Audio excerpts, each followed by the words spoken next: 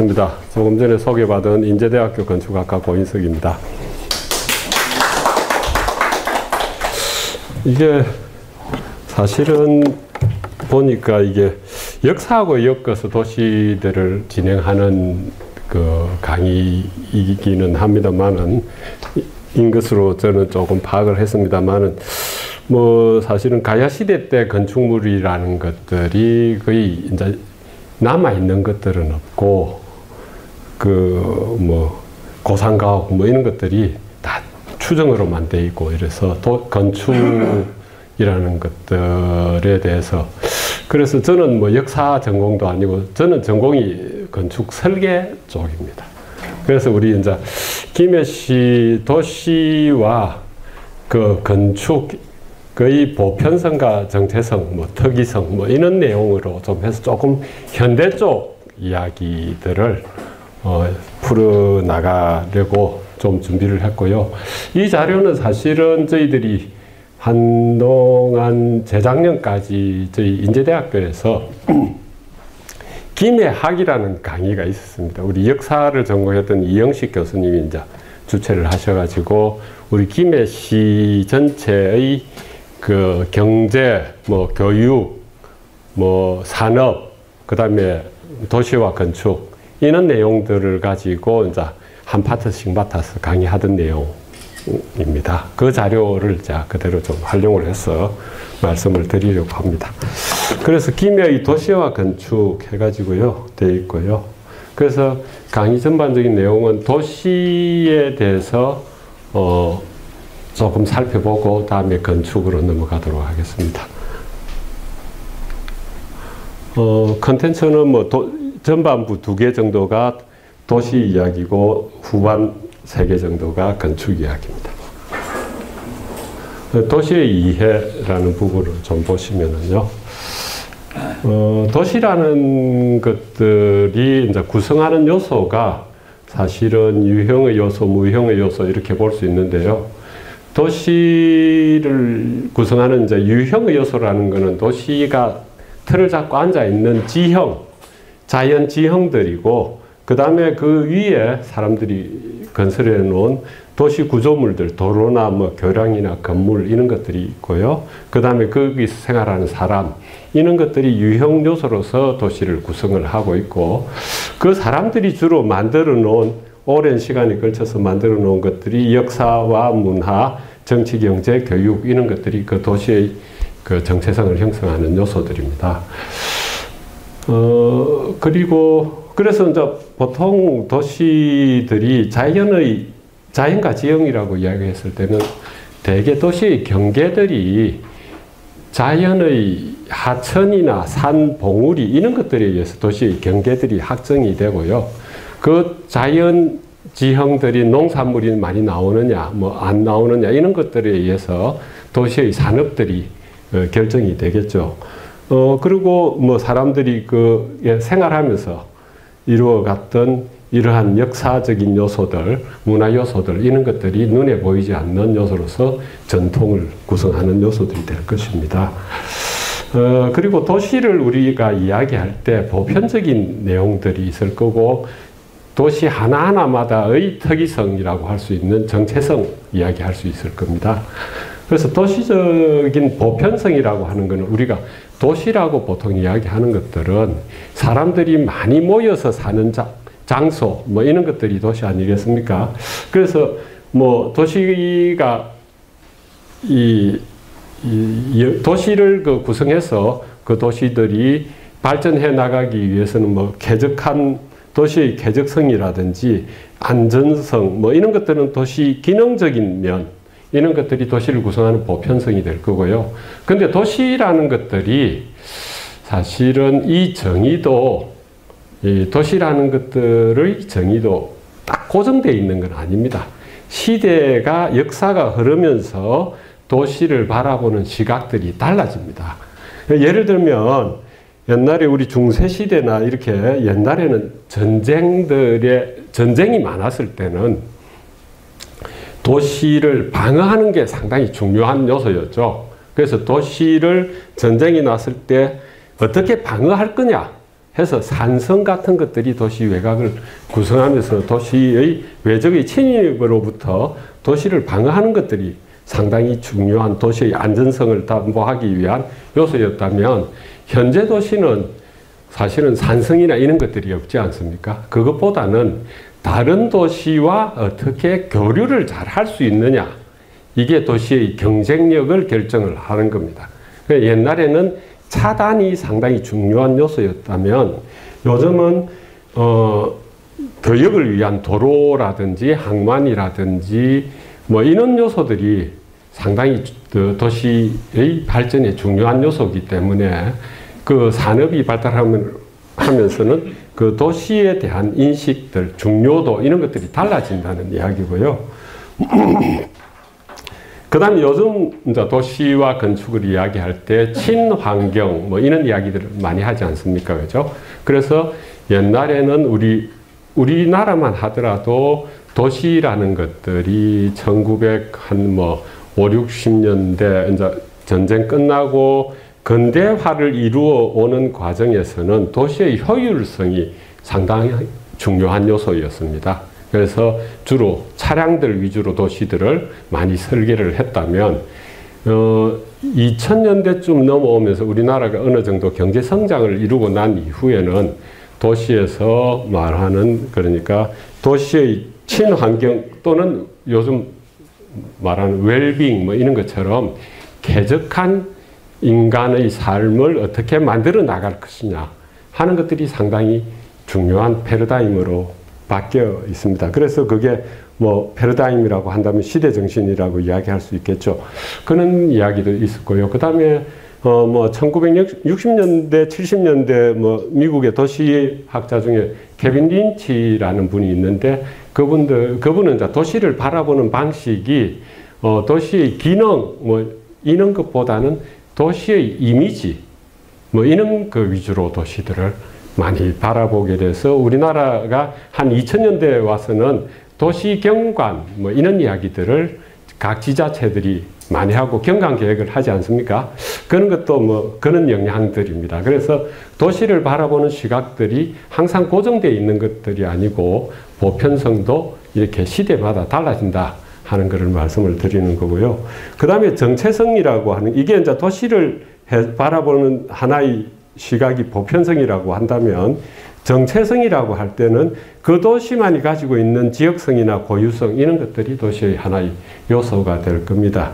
그래서 그 도시가 가지고 있는 뭐 특이한 지형이나 역사, 문화, 뭐 경제, 정치 이런 것들에 의해서 결정이 될 것인데요. 그거는 뭐 우리 김백그 이야기하면서 조금씩 풀어보도록 하겠습니다. 그래서 도시 패러다임이라는 것들이 어떻게 지금 이제 2000년대 이후에 바뀌었느냐를 좀 살펴보시면 도시와 건축에 대한 패러다임이 도시 건축의 품격 향상에 대한 관심이 정대되고 있다 하는 것들은 우리가 이제 우리나라도 어느 정도 경제 성장을 하고 난 이후부터는 소득이 일정한 수준 이상 되니까 양적 팽창에서 환경의 질적 만족에 대한 관심이 정대되면서 뭐 도시의 그 뭐 경관 계획이라든지 친환경 도시 뭐 이런 이야기들이 나오고요. 뭐 사회적 변화에 따라서 뭐 1, 2인 가구 정대 인터넷 발달 뭐 이런 것들이 있으면서 많은 변화들이 나타나고 있습니다.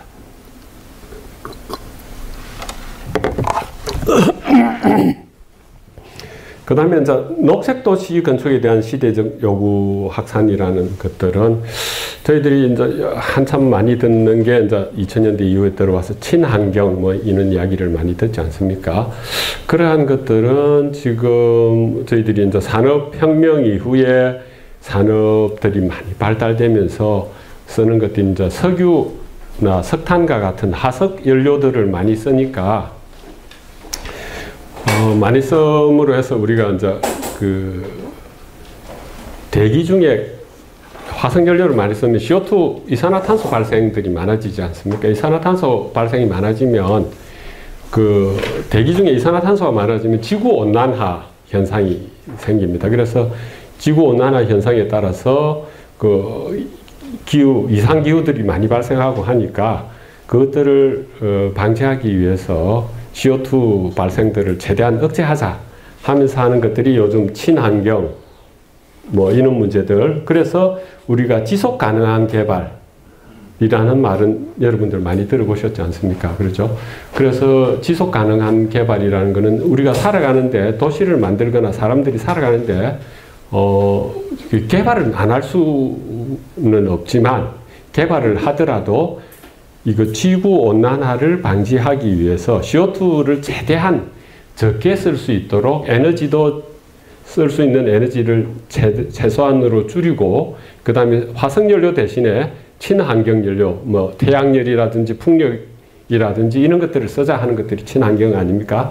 그래서 친환경의 그 지속 가능한 개발, 이것들이 대두되면서 이 도시나 건축에서도 친환경 개발, 친환경 건축, 이런 내용들이 상당히 중요한 요소로 되고 있습니다.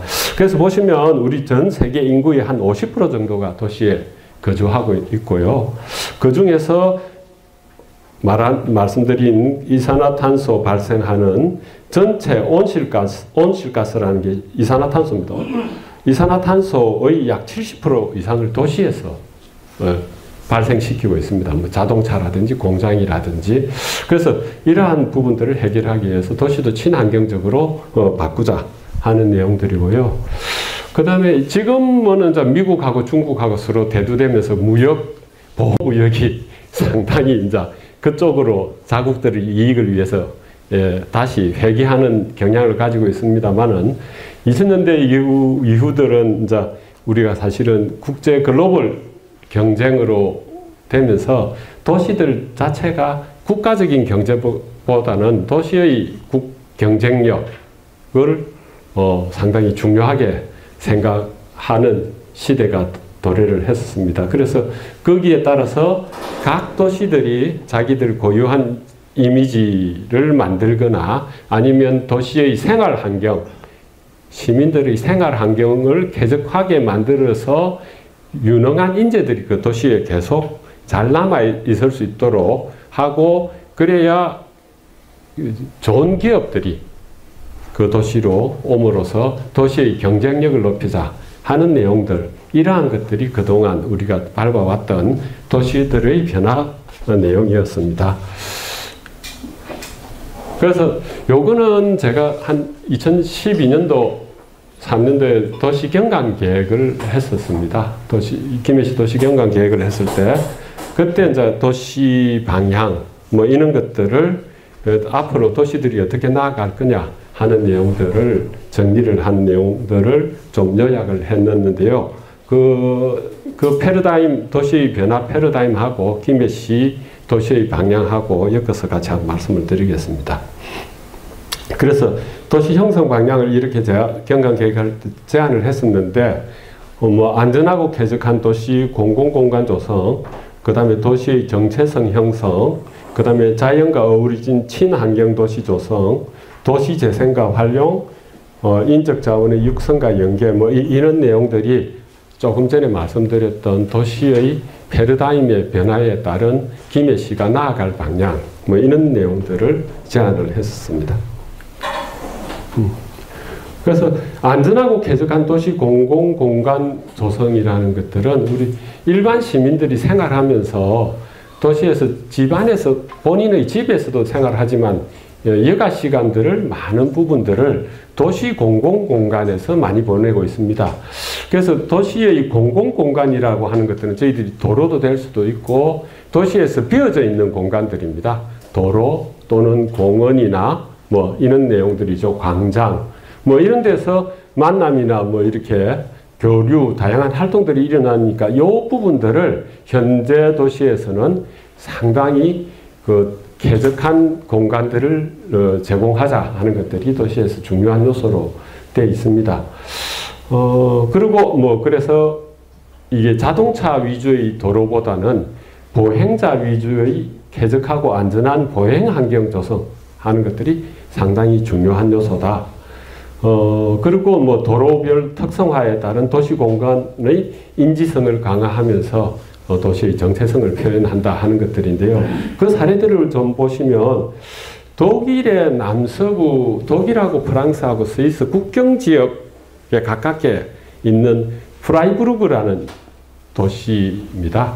도시 사례를 보면 프라이부르크는 인구가 한 24만 정도 되는 도시입니다. 우리 창원의 한 4분의 1 이 정도 되는 도시죠. 그런데 프라이부르크가 친환경 도시로 유명한데, 이거 친환경 도시로 바뀌게 된 계기가 1970년대쯤 됩니다. 그 1970년대 요게 그 독일 정부에서 핵발전소를 건설하려고 했습니다. 요 인근에. 그런데 프라이부르크 쪽에서 우리 핵발전소는 반대를 하고, 대신에 우리가 자급자족할 수 있는 에너지들을 핵발전소 대신에 다른 방법으로 좀 하겠다고 해서 그 친환경 도시로 탈바꿈하게 되는 도시입니다. 그래서 보면은 그래서 뭐 이게 그 태양광이라든지 이런 것들을 많이 활용하고 있고요. 그 다음에 그 가장 뭐 여러분들이 나중에 가서 보시게 되면 아실 수 있는 게 프라이부르크의 이게 도심지입니다. 도심지, 그 상업지역입니다. 도시 중심 상업지역에 일반 자동차, 택시나 자가용은 전혀 진입을 못하게 되어 있습니다.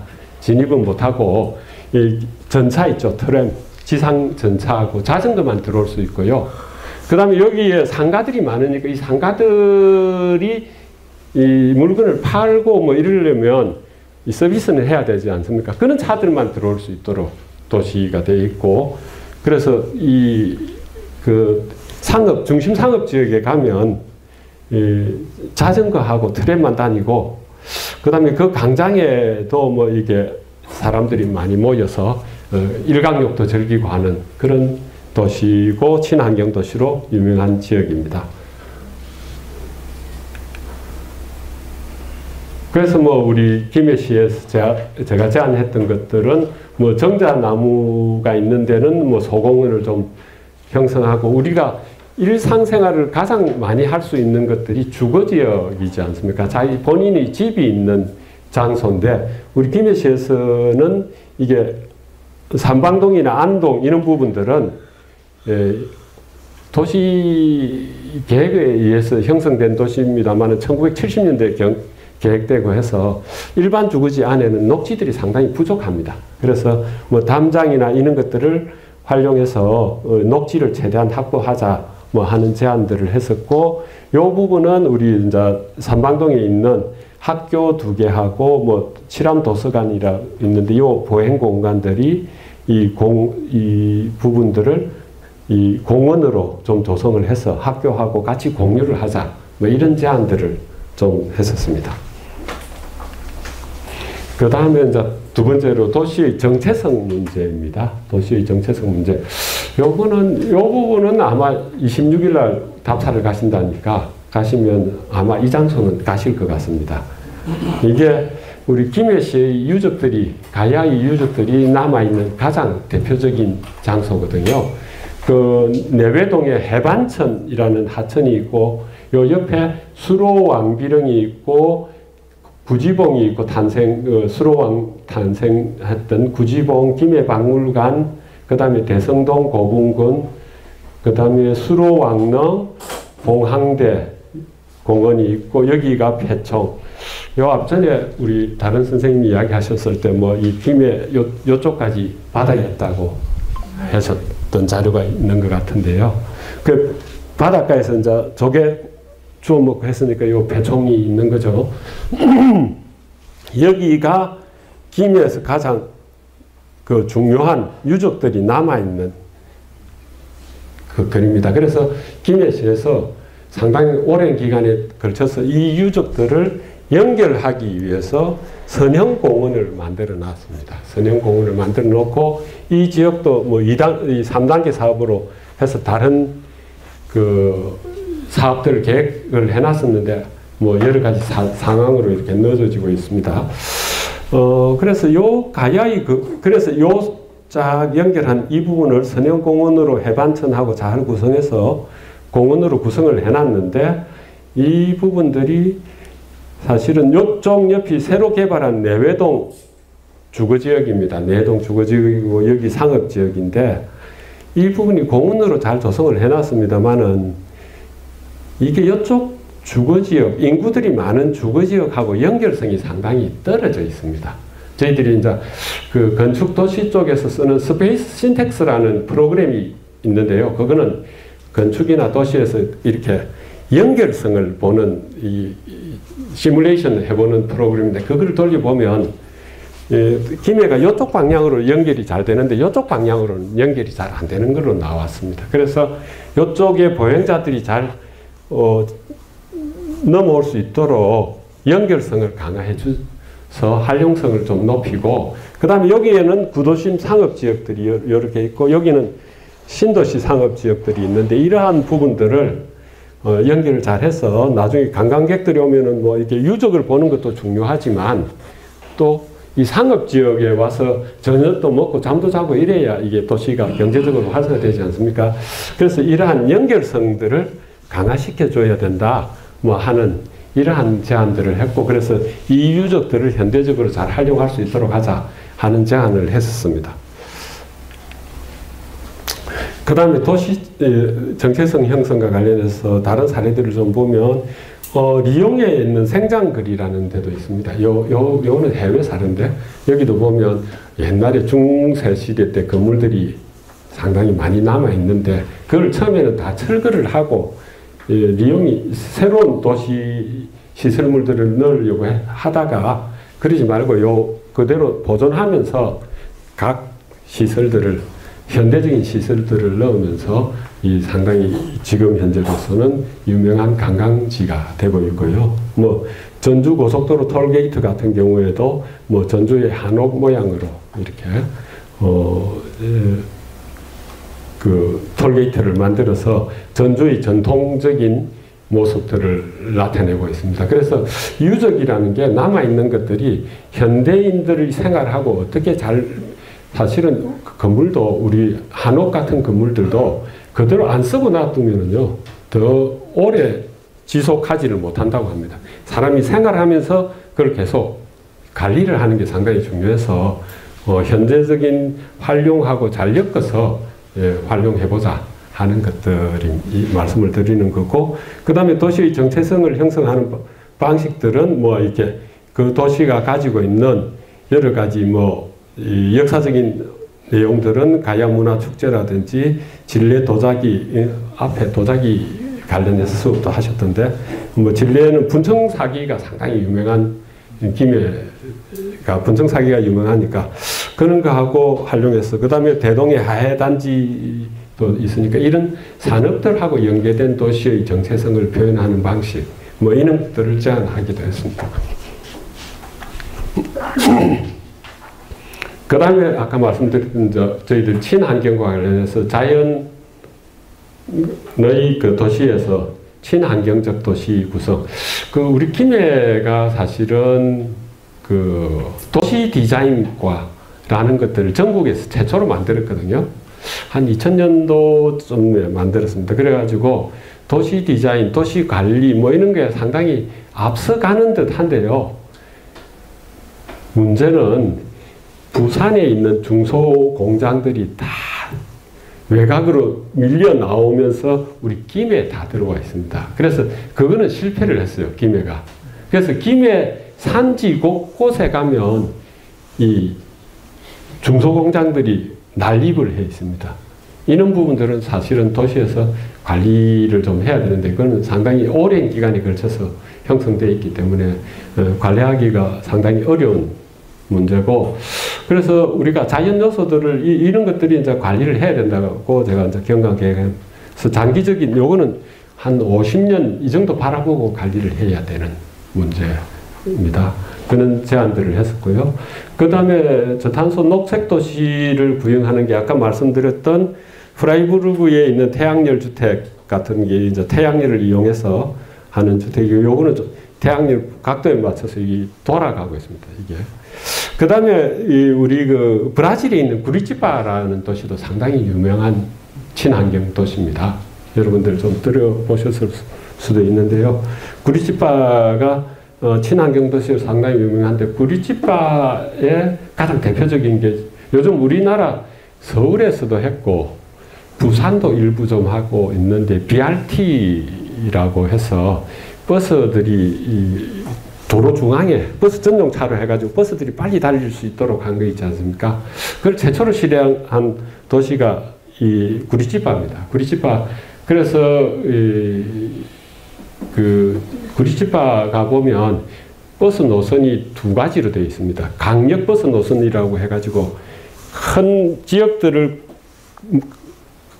거리가 먼 거리들을 연결하는 도시들 버스가 있고요. 이건 빨리 달리는 거고, 그 다음에 그거와 연결해서 지선 버스 노선들이 두 가지로 되어 있어서 우리나라에서는 이제 서울시에서 그걸 빌려와가지고 최초로 했고, 그래서 구리치파는 사실은 이때 시장이 이름이 갑자기 생각이 안 나는데, 예,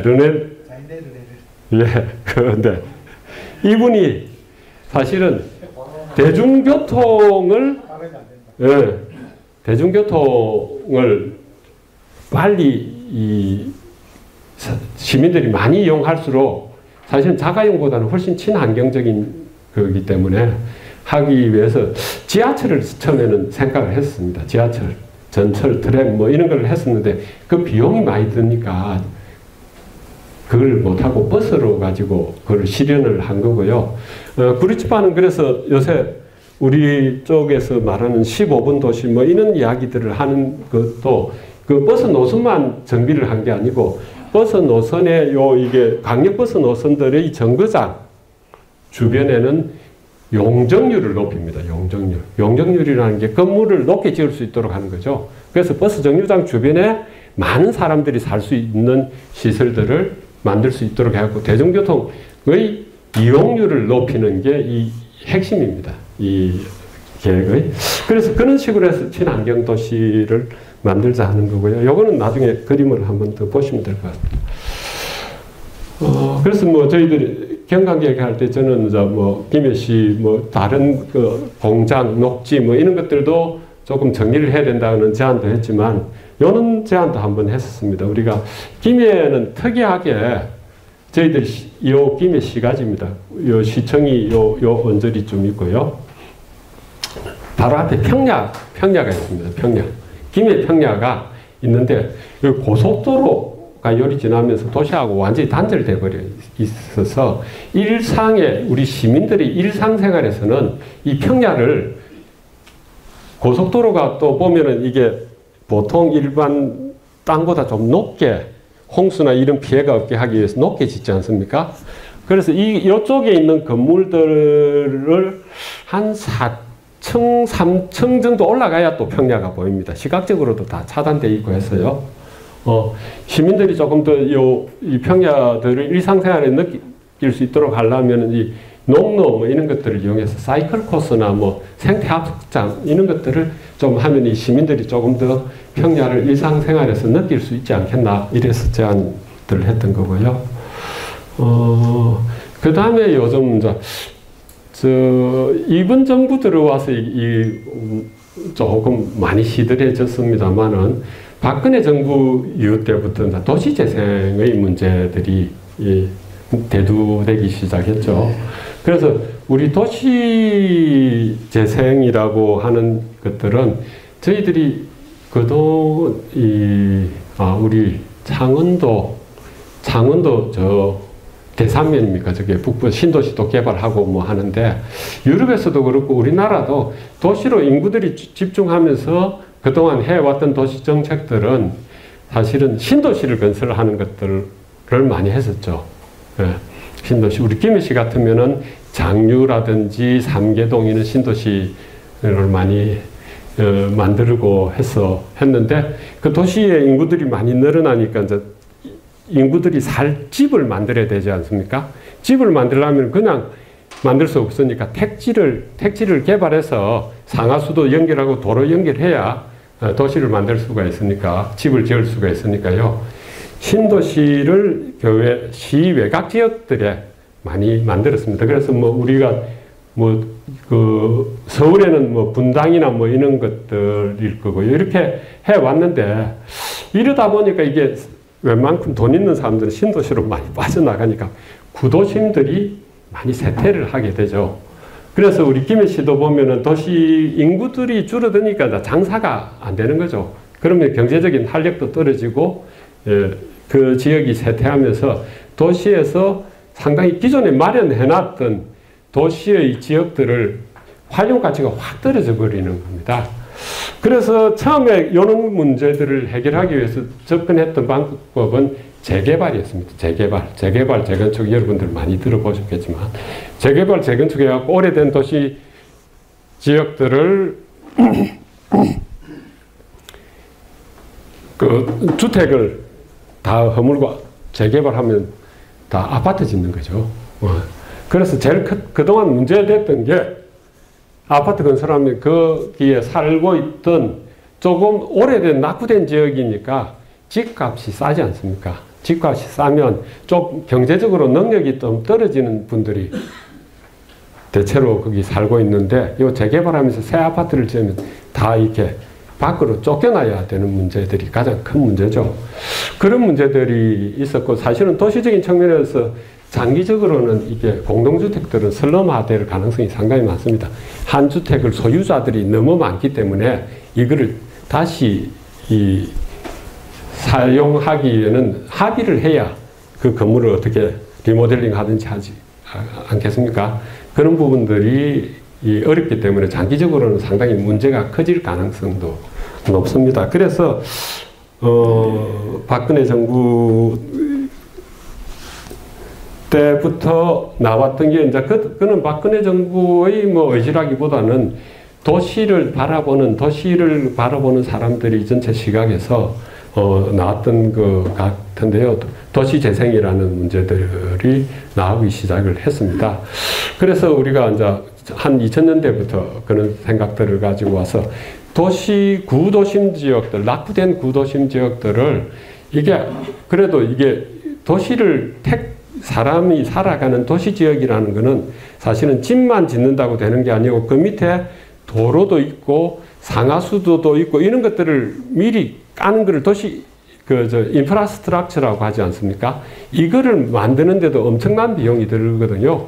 그런데 이미 도시 인프라가 깔려져 있는 구도심 지역들을 활용을 잘하는 게 상당히 중요해서 도시재생을 정책적으로 도시에서 하게 됩니다. 그래서 그러한 도시들이 도시재생이라는 것은 인구 감소나 산업 구조의 변화, 도시의 무분별한 확장 뭐 이런 것들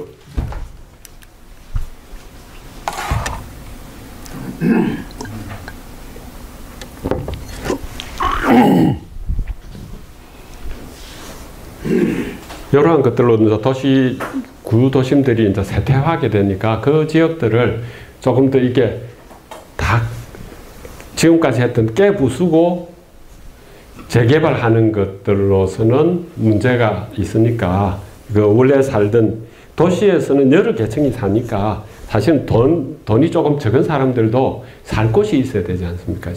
그래서 그리고 뭐 새로 짓는 것보다는 그래서 이제 도시재생이라는 걸 하면서 지역 역량의 강화하고 뭐 새로운 기능들을 도입하고 해서 그 지역들을 경제적, 사회적, 물리적으로 또는 환경적으로 좀 활성화하자 하는 것들이 도시재생이고 이 본격적으로 된 게 한 2010년부터 시작을 해가지고 지금까지 거의 이제 해오고 있는데 이 정부 들어와서 이 부분은 조금 잘 안 하려고 하는 그런 경향은 좀 있습니다.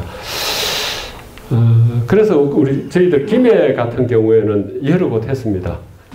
동상동 이게 김해 가장 중심 도시인 동상 부원 해연동 여기에 원도심 재생 사업 했고 무계동 이건 장류 지역입니다. 장류는 사실은 새로 택지들을 개발을 했지만 장류 안에 보면 구도심이 있습니다. 장류의 구도심 도시 재생했고 삼방동 했고 뭐 진영하고 해서 요는 정도까지는 아직 무계까지 해서 무계는 아직 끝났는지 안 끝났는지 모르고 아직 진행을 좀 하고 있습니다. 예. 그래서 사실은 도시재생 이런 것들은 뭐 다른 사례들도 좀 있습니다. 이게 나중에 제가 건축 사례에서 한번 보여드리겠습니다만은 조금 시간을 뭐 유럽에서는 우리나라보다 훨씬 산업혁명 이후에 뭐 우리나라 신도시처럼 전원도시 만들고 하는 움직임들을 많이 있었거든요. 그래서 그 이후에 또 도심을 재생하는 구도심 지역들을 재생하는 수법들 뭐 이런 것들이 유럽에서도 기존에 많이 있었고요. 그 다음에 뭐 이게 이런 사례도 있습니다. 졸프라인 탄광지대라고 해서 이 유럽에서 한참 철강석을 많이 생산하다가 이게 철강석 산업이 다 개발도상국 쪽으로 넘어가는 산업이 되면서 그 졸프라인 탄광지대라고 하는 요 지역들이 쇠퇴를 합니다. 이게 쇠퇴를 해서 이런 것들을 이 지역들을 거의 그 주변 지역들이 다 그 이제 철강석을 생산을 안 하니까 폐허 그 산업 이 인구도 다 줄어들고 쇠퇴했는데 그것들을 문화라는 요소로서 해가지고 이 지역을 다시 이 철강석이 있던 생산하던 이 구조물들 그대로 다 활용을 해서 뭐 문화 카페도 하고 뭐 박물관도 하고 학교도 하고 뭐 위락시설도 하고 하는 그런 사례들도 있습니다. 조금 빨리 지나가도록 하겠습니다. 그래서 뭐 건축에서 도시재생 사례 보면 테이트 모던 미술관이라고 해서 이건 영국의 런던에 있는 사례고요. 디스부르그 조경공원, 그 다음 우리나라도 이런 것들 있죠. 선유도 공원 같은 경우는 서울의 정수장으로 쓰던 지역들을 그 정수장 흔적들을 그대로 활용하면서 공원으로 만든 사례입니다.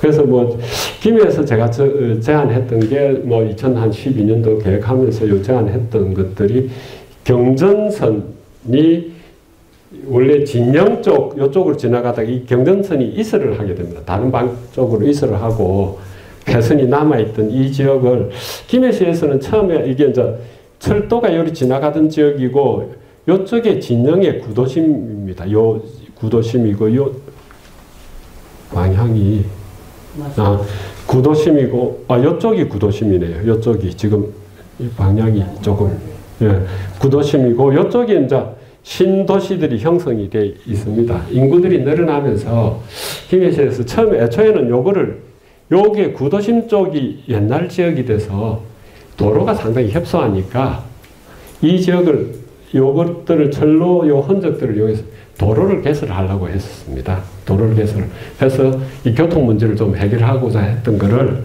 저희들이 제가 경관 계획하면서 요거 그러지 말고 이게 좀 선형공원으로 하자고 제안을 해서 지금 선형공원으로 조성이 되어 있습니다.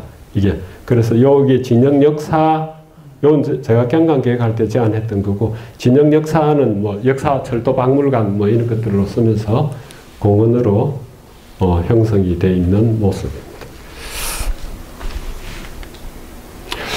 뭐 요거는 그래서 뭐 창조도시라고 하는 찰스 랜드리라는 사람이 영국 쪽에 이제 창조도시라는 책을 내면서 이게 도시의 전통을 어떻게 활용할 거냐, 전통 산업과 현대 도시의 그 도시를 전통 산업과 연결해서 현대 도시의 경제적인 것들을 하고 도시 활력을 찾는 그런 방법들을 제안한 책인데요. 거기에서 제안하는 게 이제 우리 도시 창조 도시를 만들기 위해서는 상당히 중요한 게 개인 또는 집단의 리더십, 그 다음에 이 개인과 조직의 창조성 뭐 이런 것들을 강조를 합니다. 옛날 전통과 현대 산업을 연결할 수 있는, 그래서 뭐 이런 창조적인 인재를 양성해야 된다.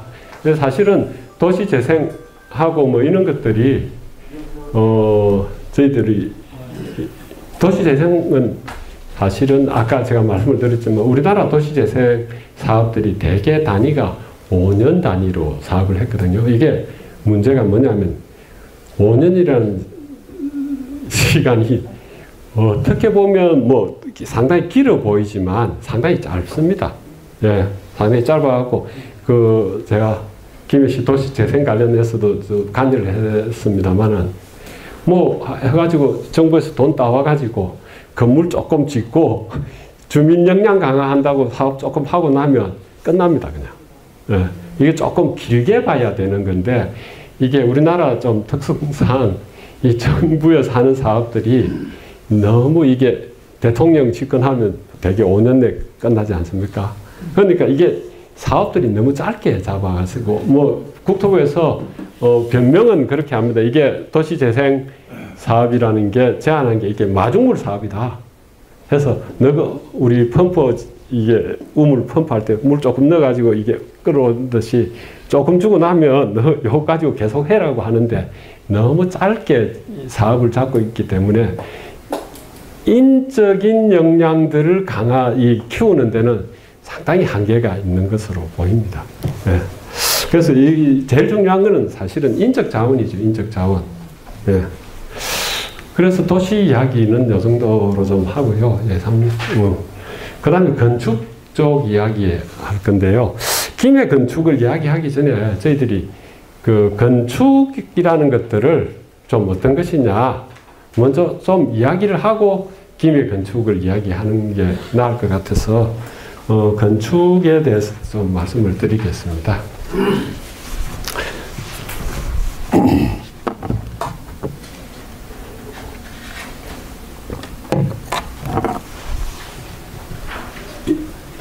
수업을 그냥 계속 연속해서 해도 됩니까?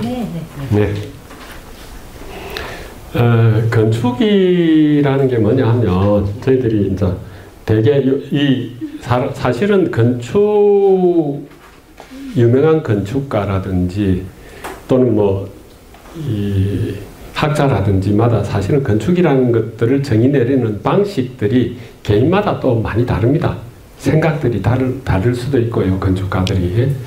근데 가장 이게 공유할 수 있는 방법은 사실은 우리 이제 백과사전에 나와 있는 말이겠죠. 그죠? 그래서 백과사전에 있는 말들을 조금 빌려오는데, 이 백과사전이 이렇게 정리를 한 이유도 역사적인 것도 있습니다. 그래서 그거는 좀 이야기를 하면, 건축이라는 것들은 보면 요리되어 있습니다. 백과사전에 보면 사람이나 물품, 기계 설비 등을 수용하기 위한 구축물이라는 것은 뭔가를 쌓아놓은, 그죠? 우리 지어놓은 것들을 구축물이라고 하죠. 그거를 총칭하고, 저 건축이란 인간의 여러 가지 생활을 담기 위하여 기술 구조 및 기능을 수단으로 이루는 공간 예술이다. 이렇게 되어 있고요. 쾌적하고도 안전한 생활 영위를 위한 기술적인 전개 뭐 이렇게 해놨습니다. 여하튼 인간의 생활을 담기 위해서 뭔가 만들어 놓은 게 건축이다 하는 거고, 우리가 대개 이제 건물이라는 단어도 쓰고 건축이라는 단어도 쓰지 않습니까? 그래서 건물이라는 단어를 영어로 하면은 뭐 빌딩이라고 하고요. 건축이라는 단어는 영어로 하면은 아키텍처라고 하는데 요거 조금 의미가 조금 다릅니다. 그래서 건물이라고 하는 것들은 단순한 건조 기술을 구사하여 만들어진 결과로서 구축물이고, 건축이라는 것은 공간을 이루는 작가의 조형 의지가 담긴 구축의 결과. 그래서 영국의 미술사학자인 니콜라스 펩스너라는 사람은 이렇게 이야기를 합니다. 차고는 건물이고 대성당은 하나의 건축이다. 사람이 들어가는데 충분한 넓이를 갖춘 것은 모두 건물이지만 건축이라는 말은 미적 감동을 목표로 설계된 건물에만 사용된다. 그래서 지어진 것들은 다 넓은 의미에서 건물이라고 빌딩이라고 이야기를 하는데, 그 중에서 특히 우리가 이제 건축이라고 이야기를 하는 것들은 여기에서 건축가라는 작가가 자기가 조형 의지를 가지고 뭔가 만들어 놓은 작품 뭐 이런 의미죠. 그래서 그런 것들을 건축이라고 이야기를 한다. 이렇게 되어 있습니다. 그래서 건축의 3대 요소는 기능, 구조, 미, 이렇게 아름다움, 이렇게 세 가지를 이야기하는데, 이거는 역사적으로 요 비슷한 말을 한 사람은 그 로마에 있던 건축가 비트루비우스라는 사람이 한 기원전 1세기 정도에 살았던 분입니다.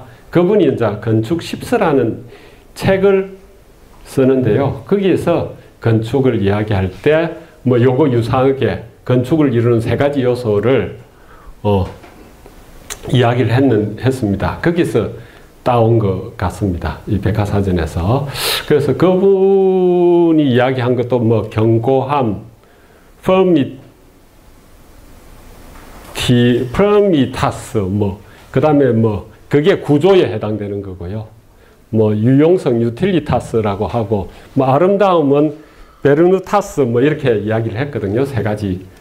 그랬는데, 이제 그거를 따와서, 그, 백과사전에서는 건축을 이루는 3대 요소를 기능, 구조, 아름다움, 이렇게 이야기를 하고 있습니다. 그래서, 여기 보면 기능이라는 거는 우리가 건축물이라는 건 아까 사람들이 들어가서 생활하는데 필요한 장소를 제공하는 구조물이니까 거기에 맞는 적절한 기능을 가지고 있어야 되겠죠. 우리 지금 요 강의실, 학교 같으면은 강의를 하기에 적절한 건물이 될 거고, 우리가 공장 같으면은 물건을 만들기 게 기능이 되겠죠.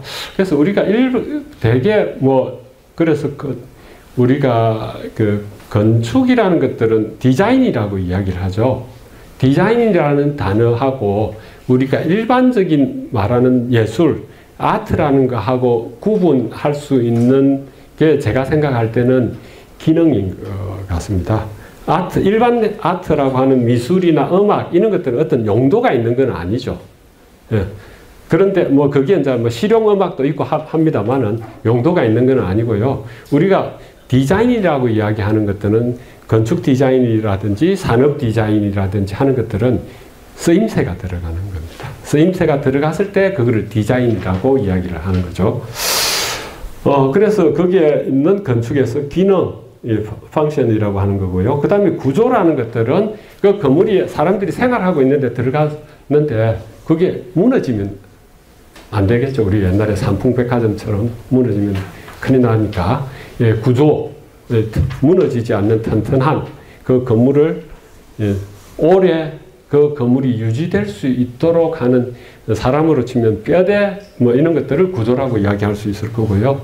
그 다음에 아름다움이라는 것은 이게 하나의 우리가 건축물도 예술의 일부라고 봤을 때 아름다운 형태를 가지고 미적 감흥을 줄 수 있는 그러한 것들이 이게 세 가지 요소라고 합니다. 그래서 우리가 보통 좋은 건축물이라고 하는 것들은 이 세 가지가 잘 어우러져서 아름다움을 표현하는 건물들을 좋은 건축물이라고 할 수 있겠죠. 그래서 뭐 그런 이야기입니다. 이거는. 그래서 건축은 왜 중요하냐면 건축은 생활의 장이기 때문에 우리가 생활하는 공간이기 때문에 상당히 중요한 거죠. 영국의 윈스턴 처칠이라는 영국 수상하셨던 분이 한 이야기입니다. 우리가 건물을 만들지만 그러고 난 이후에는 그 건물이 우리에게 영향을 미친다. 뭐 우리를 형성한다는 건 우리에게 영향을 미친다 이런 말이겠죠. 뭐 이런 것들은 건물에 뭐 예를 들어서 우리가 들어가서 생활하는데 뭐 환기가 잘 안 되고 습기가 많은 지하 건물에서 오래 생활하면 뭐 건강을 해칠 수도 있겠지만 그 다음에 아름다운 건축물을 보면 우리가 이제 뭐 감동을 받는다든지 이게 심리적인 영향도 받을 수 있겠죠. 그런 거고 건축은 문화다 하는 것들은 건축이 우리가 도시를 이루는 많은 요소들 중에 건축물이 엄청나게 많죠. 그죠? 그래서 그 도시의 가로의 풍경을 형성하는 것들은 다 건축물이죠. 예, 건축물이 엄청 많습니다. 그래서 건축이 공공예술의 성격을 가진다고 할 수 있을 거고요. 그 다음에 그 건물들은 우리가 유럽이나 여행을 가면 어디 여러분들이 여행을 갔을 때 많은 그 여행 그 중요한 포인트들이 오래된 건축물 뭐 이런 것들이 많지 않습니까? 그죠? 그래서 공공예술의 성격들이 상당히 강하다 하는 이야기고요. 그 다음에 건축은 과학, 기술, 산업이다 하는 것들은 요거는 이런 것들입니다. 그 건축이 사실은 우리가 요즘은 옛날에는 건물을 다 나무로 다 지었지 않습니까? 옛날 우리 한옥들은 나무가 상당히 많은 부분을 차지하고 있고, 그 다음에 옛날 건물들은 유리가 없죠. 우리는 지금 현대 건물들은 유리를 엄청나게 많이 쓰지 않습니까? 유리는 사실은 청동기 시대까지만 하더라도 이 기금속에 속했습니다. 기금속. 기금속이라는 것은 희소성이 있어야 기금속이 되지 않습니까? 그만큼 귀했다는 거고요. 유리를 이렇게 건축에서 많이 쓰게 되는 것은 산업혁명 이후입니다. 산업혁명 이후에 유리를 대량 생산할 수 있으니까 이 가격이 싸져서 이렇게 유리를 쓸 수 있게 되는 겁니다. 싼 가격에. 그래서 이 건축이라는 것들은 우리 콘크리트도 사실은 그 근대 산업혁명 이후에 이렇게 철하고 철근 콘크리트가 많이 싸게 대량 생산이 됨으로 해서 이렇게 쓰게 되는 겁니다. 그래서 건물들이 과학이나 산업 요구하고 상당히 연관이 있다는 거고요. 그 다음에 우수한, 그래서 요거는 이제 조금 여러분들 건축 소개해주는 이게 재밌는 사진들을 조금 모았습니다. 네. 지금은 김해 이제 건축물을 보기 전에 저희들이 건축 아까 제가 개요 말씀드렸던 것들을 뭐 여러분들이 이제 사진을 좀 보면서 건축 이야기하는 게 좋을 것 같아서 하는데 요 뭐 대개 이제 요는 사례들인데요. 그래서 아까 말씀드렸던 건축이 구조나 기술 그 다음에 아름다움 이런 것들이 상호 어우러지는 것들이 좋은 건축물이라고 해서 사례들을 간단하게 보여드리고 건축과 자연, 건축과 문화 뭐 이런 관계들을 조금 말씀을 드리려고 하는데 하기 전에 요거를 조금 한번 본다면 우리가 뭐 이제 그래서 건축도 우리가 좀 이 뭐라고 할까요? 건축이 좀 좋다고 이야기할 때 종합예술이라고 합니다. 건축가들은 좀 프라이드를 나타내고 할 때는 종합예술이라고 하고 예술의 한 분야라고 본다면 예술이라는 게 과연 뭘 거냐 뭐냐 제가 볼 때는 근데 이 예술이라는 게 예술, 철학, 과학 이런 것들이 다 동떨어져 있는 거 아니거든요. 제가 볼 때는 예술이나 철학, 과학 이런 것들이 세상을 바라보는 눈인 것 같아요. 제가 볼 때는 세상을 어떤 눈으로 어떤 방식으로 바라보고 어떻게 설명하느냐 하는 것들이 예술이라고 한다면 그 예술이 우리 세상을 설명하는 과학하고 동떨어져 있지 않습니다. 그게 이제 우리가 볼 수 있는 이 그림인데 이게 피카소가 그린 마리 테레즈의 초상화라고 하는 건데 이게 이제 보통 말해서 큐비즘이라고 이야기를 하죠. 근데 피카소 이 큐비즘이 왜 그리 유명할까요? 이 그림이 이상하잖아요. 사람도 제대로 못 그렸고 빼뚤빼뚤하게 그려 있고 모양도 한 곳에서 보고 있는 모양이 아니죠. 요거는 옆면 모습이고 눈이 두 개 보이는 거는 또 정면 모습이고 한데 이런 것들이 왜 이렇게 할 거냐 하면 이거는 사실은 아인슈타인의 상대성 이론하고 연관이 있습니다.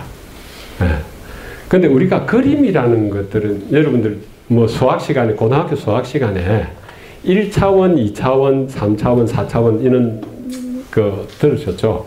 우리가 선은 1차원, 한 요소, 한 점으로 표현할 수 있는 위치를 표현할 수 있으니까 그 다음에 평면은 2차원입니다. 그죠?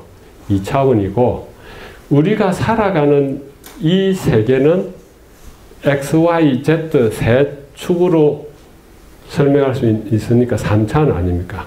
근데 해화라는 거는 이 2차원을 3차원 세상을 2차원 평면에 표현하는 거 아닙니까? 그죠? 그래서 사실은 이게 레오나르도 다빈치가 그린 최후의 만찬이라는 그림입니다. 이 그림이 왜 유명하냐 하면 레오나르도 다빈치가 그래서 유명한 것도 있지만 이 3차원 세계를 2차원에 표현하는 우리가 이제 종이는 깊이가 없잖아요. 깊이를 표현하는 방법을 르네상스 시대 때 발견을 합니다. 르네상스 시대 때 발견을 해서 이 그림이 그려져 있는 이게 투시도 기법으로 해서 그렸기 때문에 이 그림이 유명한 겁니다. 네. 그래서 우리가 요 종이는 사실은 깊이가 없는데 깊이가 있는 것처럼 느끼게 그리잖아요. 그죠? 그래서 실제로 3차원을 표현할 수 있는, 그런데 아인슈타인이 상대성 이론이 유명하게 된 이유는 이 공간, 우리가 생활하는 공간하고 시간하고 떨어져 있지 않다는 겁니다. 상대성 이론이. 그래서 엄청나게 빠른 속도로 움직이면 시간이 늦게 간다고 하잖아요. 그래서 우리 지구에 쌍둥이가 둘이 있는데 한 명이, 쌍둥이 A는 지구에 그대로 있고 쌍둥이 B가 엄청나게 빠른 우주선을 타고 저 우주를 갔다가 돌아오면 지구에서는 10년이 한 50년이 흘러가지고 이 쌍둥이는 나이가 엄청 많이 들어있는데 우주선 타고 갔다 왔던 사람은 한 5년밖에 나이를 안 먹었다 하는 게 상대성 이론이죠. 그래서 우리가 이 살아가고 있는 이 공간이 시간이 공간하고 떨어져 있는 것과 같이 엮여 있다는 이야기죠. 그래서 그러면 우리 그림도 이 차원에다가 4차원을 표현할 수 있을까? 했던 게 요겁니다. 네. 그래서 어떤 물체들을 특징을 가장 잘 나타내게 하려면 한 곳에서 바라보고 그릴 수도 있지만 여러 곳에서 관찰을 하고 그거를 조합해서 그린다는 거죠. 그래서 여기서도 보고 그 다음 이동해서 여기서도 보려 하면 시간이 흘러야 이쪽에 가서 볼 수 있겠죠. 그래서 여러 곳에서 본다 하는 것은 시간을 내포하고 있는 거죠. 그래서 이런 그림들이 나오게 되는 겁니다. 사실은 시간이 없으니까 그 정도만 하고요. 그래서 건축이라는 것도 예술이라고 봤을 때 우리가 건축들이 어떻게 될 거냐 하는 것들은 나중에 다시 좀 더 이야기하고 나중에 요거 이야기할 때 좀 필요할 것 같아서 미리 좀 설명을 드리고요. 그 다음에 그래서 우리가 건축과 구조, 기술 이런 구조와 그 건축물의 구조를 아름답게 잘 표현한 건물들 사례 몇 개만 보고 넘어가겠습니다.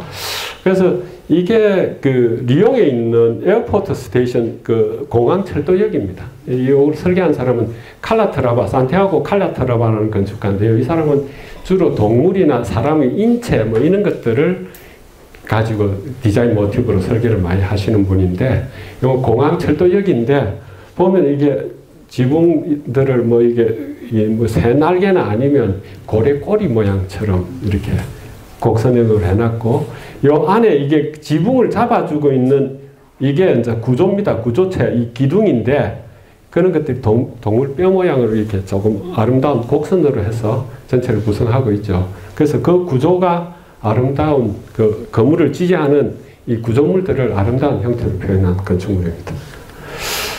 그 다음에 이거는 이 같은 건축가가 설계한 그 체육 경기장입니다. 체육 경기장인데, 실내 경기장인데, 우리 실내 경기장들은 엄청나게 넓지 않습니까? 이 넓은 공간들을 기둥이 없어야 됩니다. 운동선수들이 그 기둥에 부딪히거나 아니면 관객들이, 운동선수들이 운동하는 것을 봐야 되기 때문에 기둥이 없이 엄청나게 큰 지붕을 덮어야 되죠. 그래서 그 지붕을 덮기 위해서 이 아치 형태로 해서 이렇게 지붕을 매달고 있는 겁니다.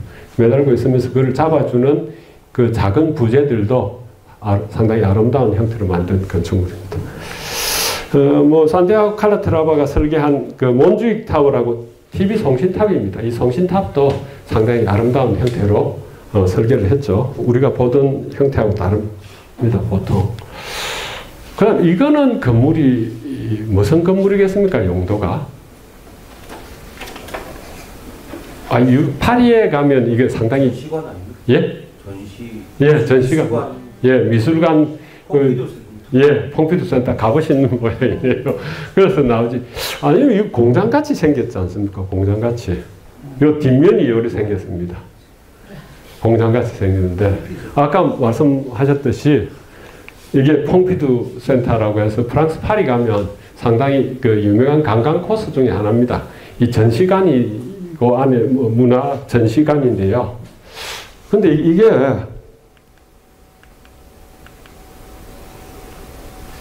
여기 주변에 보면 전부 석조 건물입니다. 오래된 중세 시대 때 석조 건물. 이게 아까 우리 도시에서 제가 도시재생 말씀드렸지 않습니까? 도시재생, 이게 유럽에서는 우리나라보다 훨씬 먼저 이런 일들이 일어납니다. 도시로 인구가 집중이 되면서 전원 도시들을 만들고 이러면서 많은 사람들이 빠져나가고 하면서 그 도시 구도심 지역들이 쇠퇴하게 되는데 레알 지역이라고 합니다. 발음이 제가 좀 안 좋아서 정확하게는 뭔지 모르겠습니다만은 프랑스 파리의 구도심 지역입니다.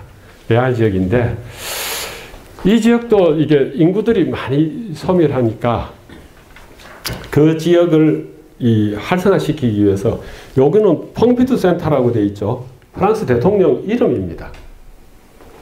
퐁피두라는 사람이. 이 프랑스 대통령들은 이게 공약 중에 이게 도시나 건축 정책들 뭐 이런 것들을 많이 발표하는데요. 그래서 이 지역들을 경제적으로 활성화시키는 방법이 낙후된 지역들을 경제적으로 활성화시키는 방법 중에 하나가 사람들이 많이 찾아오는 큰 건물을 하나 딱 지으면 사람들이 많이 오니까 와서 그 주변에 뭘 사먹고 하니까 이게 상당히 그 지역이 장사가 잘 되겠죠. 그렇게 되면 서서히 경제가 이렇게 올라가면서 그 다음에 그거를 사람들이 많이 찾아오면 많은 사람들을 보조해주기 위한 식당이라든지 카페 이런 것들도 많이 생기고 하면서 경제가 살아나는 거죠. 그래서 이 퐁피두 센터를 국제 공모를 합니다. 이게 건축이라는 것들은 그냥 설계를 네가 요거 해봐라 줄 수도 있지만 아니면 세계적인 건축가들, 전 세계 건축가들한테 공모를 합니다. 계획안을 내보고 그 중에 계획을 선택을 해서 설계를 맡기는 거거든요. 국제 공모를 했는데 이게 당선이 됐어요. 이게 당선이 됐는데 난리가 났습니다. 프랑스가, 파리가. 난리가 안 나겠습니까? 이게 전통적으로 상당히 오래된 건축물들이 있는 이 지역에 공장을 갖다 지어놨으니까 프랑스 매스컴에서 엄청 이게 논란이 많았습니다. 뜨거웠습니다. 그런데 결국 지어졌고 지금은 현재 파리의 유명한 관광 코스 중에 하나인데 여러분들 파리 하면 뭐가 제일 먼저 떠오릅니까? 예, 에펠탑이죠. 에펠탑이 파리 하면 파리의 아이콘인데 에펠탑을 처음 지었을 때도 엄청나게 시끄러웠습니다. 왜? 그전에는 탑을 철로 지어본 적이 없습니다. 네. 그 유럽에서 탑은 다 돌로 지었거든요. 돌로 지었는데 산업혁명 이후에 철들의 생산들이 상당히 많이 되면서 그 탑을 짓는데 만국강남의 이님에서 탑을 짓는데 그거를 철로 가지고 해서 처음에 계획안이 발표됐을 때 프랑스가 난리가 났습니다. 예, 난리가 났고 그런데 지금 프랑스에 아주 유명한 게 됐죠. 근데 이게 모양이 이리 공장처럼 생긴 이유가 있습니다. 요거는 여러분들 다음에 이제 유럽 여행 가서 같이 가족들하고 가거나 이렇게 파리에 가서 한번 그 가족들이나 친구들한테 한번 설명을 이게 한 1980년대 정도 생겼을 겁니다. 이거 좀 설명을 해 주시면 와 이렇게 짱이다 이 소리 들을 수 있을 텐데 이 건물을 이렇게 지은 이유가 있습니다. 이 사람들은 대개 이제 지금 리차드 로스나 렌조 피아노 이런 분들은 하이테크 건축이라고 해가지고 하이테크놀로지 건축가 그리고 이렇게 짓는 데는 사실은 엔지니어의 도움도 상당히 필요한 거죠. 필요한데 이렇게 제안을 한 이유가 있습니다. 이게 그거를 좀 설명을 드리면 건축이라는 게 우리 사실은 이 건축물 안에 우리가 쓰는 일반 건축물 안에 뭐 돌아다니는 것들이 많습니다. 뭐가 있겠습니까? 뭔가 이렇게 가만히 안 있고 이렇게 움직여서 왔다 갔다 하는 것들. 청소기 로봇? 예? 로봇 청소기. 로봇 청소기. 예, 로봇 청소기도 있고요. 또 가수도 배관. 예, 상하수도도 있죠, 그죠? 물도 돌아다닙니다. 이게 물. 또 가스. 예, 공기도 돌아가, 냉난방에 한 더운 공기나 이런 것들도 있고요. 또, 가스도 돌아가는. 예, 가스도 돌아다니고요. 또 전기도 돌아다니죠. 근데 제일 중요한 거 빠진 게 하나 있습니다. 예, 사람들이 돌아다니지 않습니까? 사람들이 사용하기 위해서 돌아다니는 거죠. 그래서 건물이라는 것들은 사실은 우리가 건물이 제대로 제대로 쓰이기 위해서는 뼈대도 탄탄해서 뼈대가 제대로 서 있어야 건물이 안 무너지니까 제대로 설 거고요. 뼈대가 필요하고, 그 다음에 그 안에 돌아다니는 것들이 제대로 돌아다녀야 물, 전기, 뭐 공기, 가스, 사람 이런 것들이 제대로 돌아다녀야 건물이 제대로 작동을 하는 거죠. 그런데 전통적인 우리 건물들은 이 건물도 보면 사람 돌아다니는 계단이나 엘리베이터는 여러분들이 눈으로 볼 수 있지만 물이 다니는 것들은 배관이 화장실 뒤에 파이프 샤프트라고 해갖고 숨겨져 있잖아요. 숨겨져 있습니다. 전기도 그 EPS라고 하고 전선들이 다 숨겨져 있죠. 공기가 돌아다니는 것도 다 숨겨져 있습니다. 그런데 이 사람들은 이게 전시관이니까, 전시관이면은 요게 평면입니다. 이게 정확한 지수는 모르는데 한 150m나 한 50m 이 정도 됩니다. 상당히 큰 건물이죠. 이게 전시관이니까 이 전시관이 제대로 작동하려면 요 안에 평면들이 좀 자유롭게 구성이 돼 있어야, 그죠? 이 전시할 때 큰 것도 좀 걸고 뭐 이렇게 마음대로 전시 공간을 하기 위해서 요 안에 있는, 우리가 안에 있는 뼈대와 그 돌아다니는 것들, 사람이 돌아다니는 계단이나 엘리베이터, 뭐 에스컬레이터 다 있잖아요. 이것들을 다 밖으로 끄집어냅니다. 요 밖에. 네. 그래서 사실은 건물하고 사람도 비슷합니다. 우리도 보면 요 피부 가죽 안에 뼈대가 다 안에 있고 혈관들이 안에 있잖아요. 혈관들도 안에 있고, 이게 제대로 작동하려면 뼈도 튼튼해지면 혈관도 잘 돌아다녀야 되잖아요. 그 전통 건물도 그거하고 유사하거든요. 근데 그거를 칼로 딱 잘라서 이게 뒤집은 겁니다. 그죠? 이거는 전통 건축물들이 가지고 있던 안에 다 숨겨져 있던 뭔가 돌아다니는 데 쓰이는 것들하고 뼈대를 안에 숨겨져 있던 것을 딱 잘라서 이렇게 뒤집은 겁니다. 뒤집은 거. 그거를 밖으로 다 노출해서 요 안의 공간들을 상당히 자유롭게 만든다. 우리가 지금까지 생각하고 있던 건축물을 생각을 완전히 바꾼 겁니다. 그래서 역사적으로 상당히 유명한 건물입니다.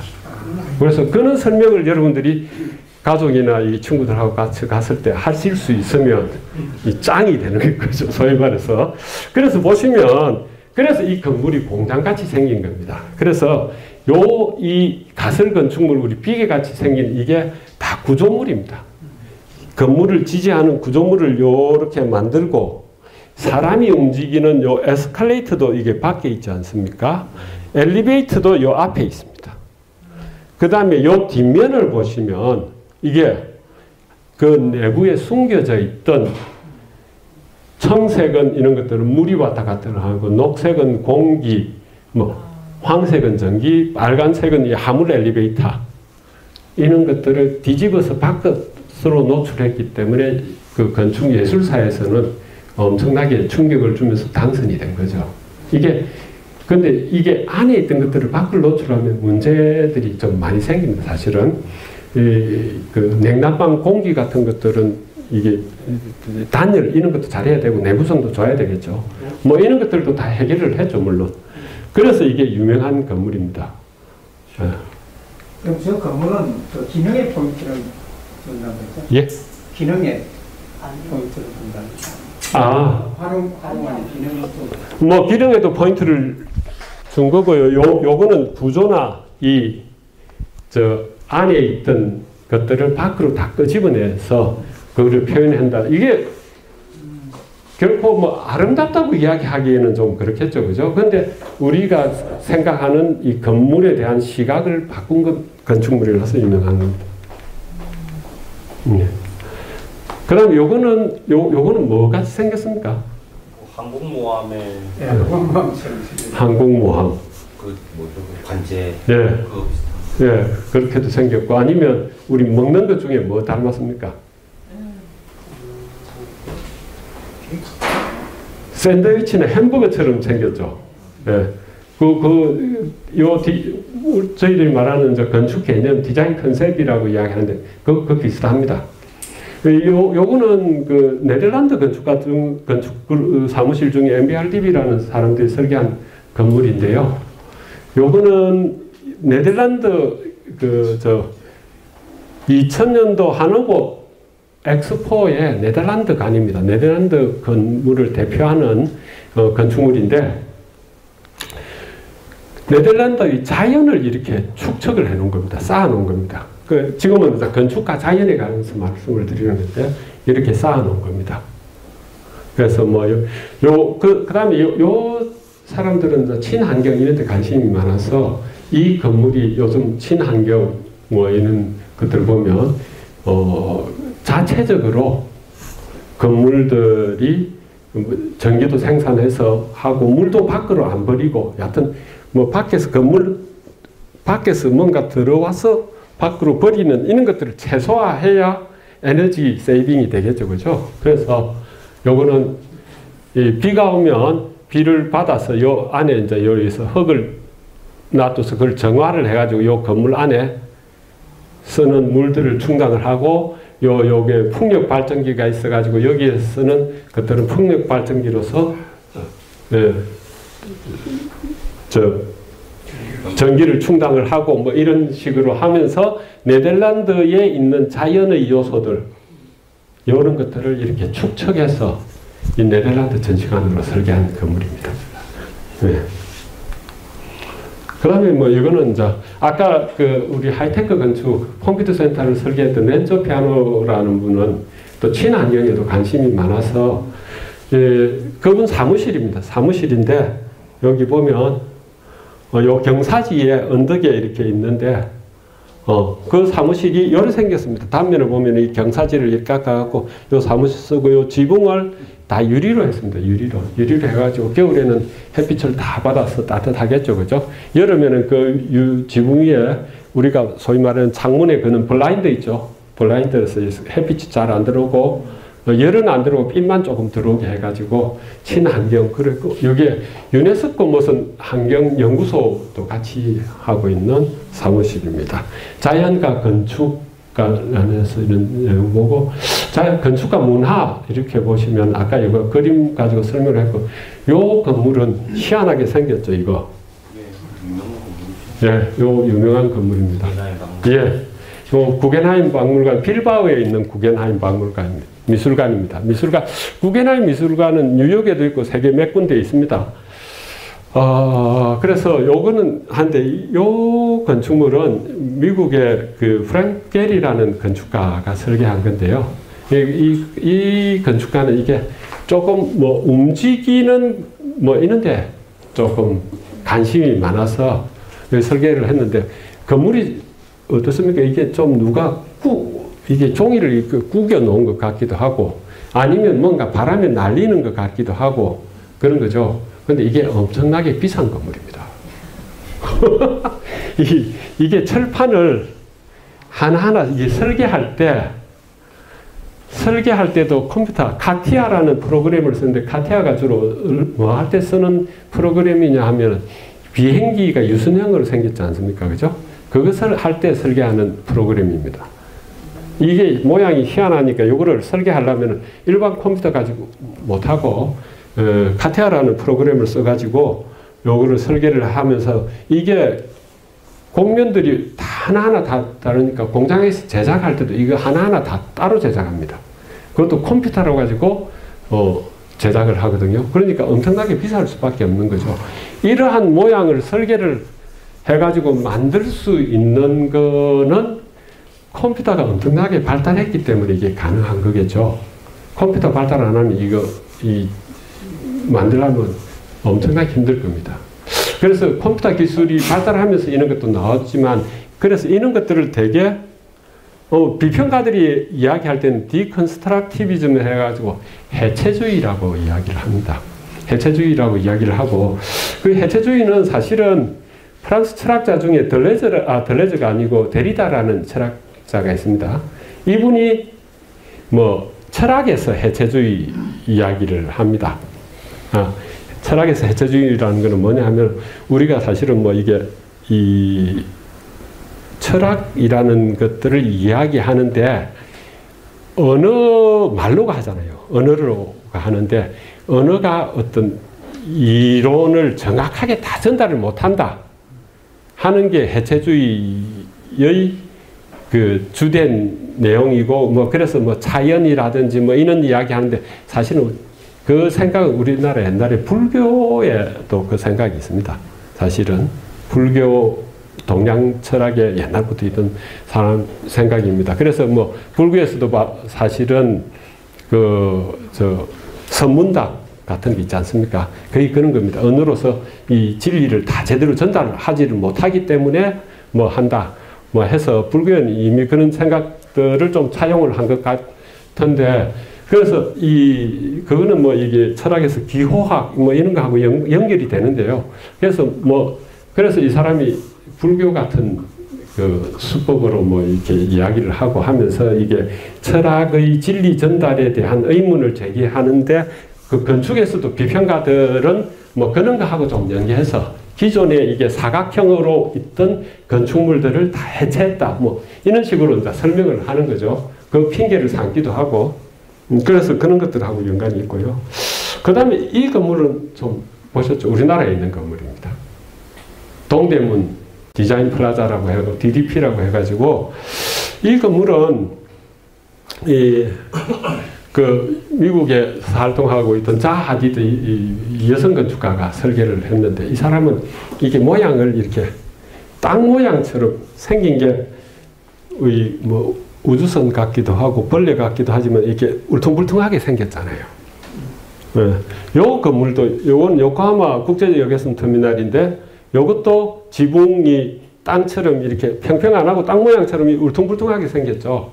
그래서 이제 요런 건축물들을 우리 건축 쪽에서는 랜드스케이프 아키텍처라고 이야기를 합니다. 랜드스케이프 아키텍처. 랜드스케이프라는 단어는 사실은 땅의 모양 이런 뜻이거든요. 땅의 모양. 랜드, 스케이프는 세이프라는 뜻이고 이 보통 명사로 쓸 때는 조경이라는 또는 풍경이라는 의미를 가지고 있습니다.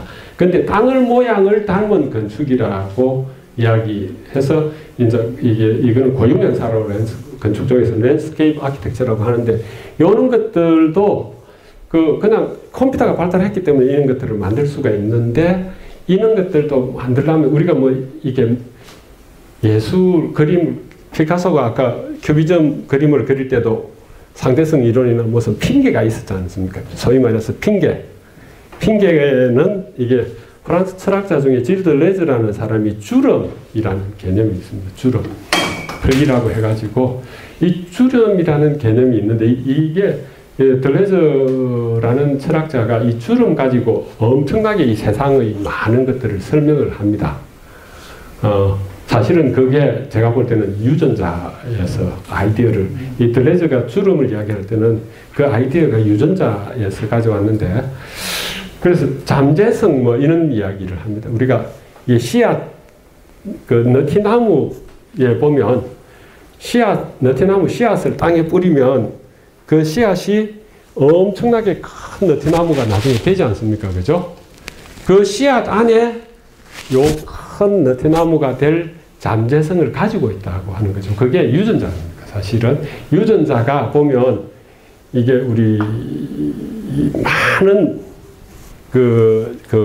뭐라 합니까? 염기서열. 예, 그게 나선형으로 이렇게 꼬여 있지 않습니까? 그래서 엄청나게 긴 거를 쭉 말아서 유전자 안에 들어가 있는 거죠. 세포핵 안에 들어가 있는데 그 주름이라는 것들은 뭐냐 하면 그게 유전자도 되지만 들레즈가 이야기할 때 주름을 이야기하는 것은 뭐냐 하면 엄청난 잠재성들을 여러 가지 현상들 그 유전자라는 거 우리가 인류가 생활해 오면서 엄청난 세월 동안 경험했던 경험이 들어가 있는 거죠.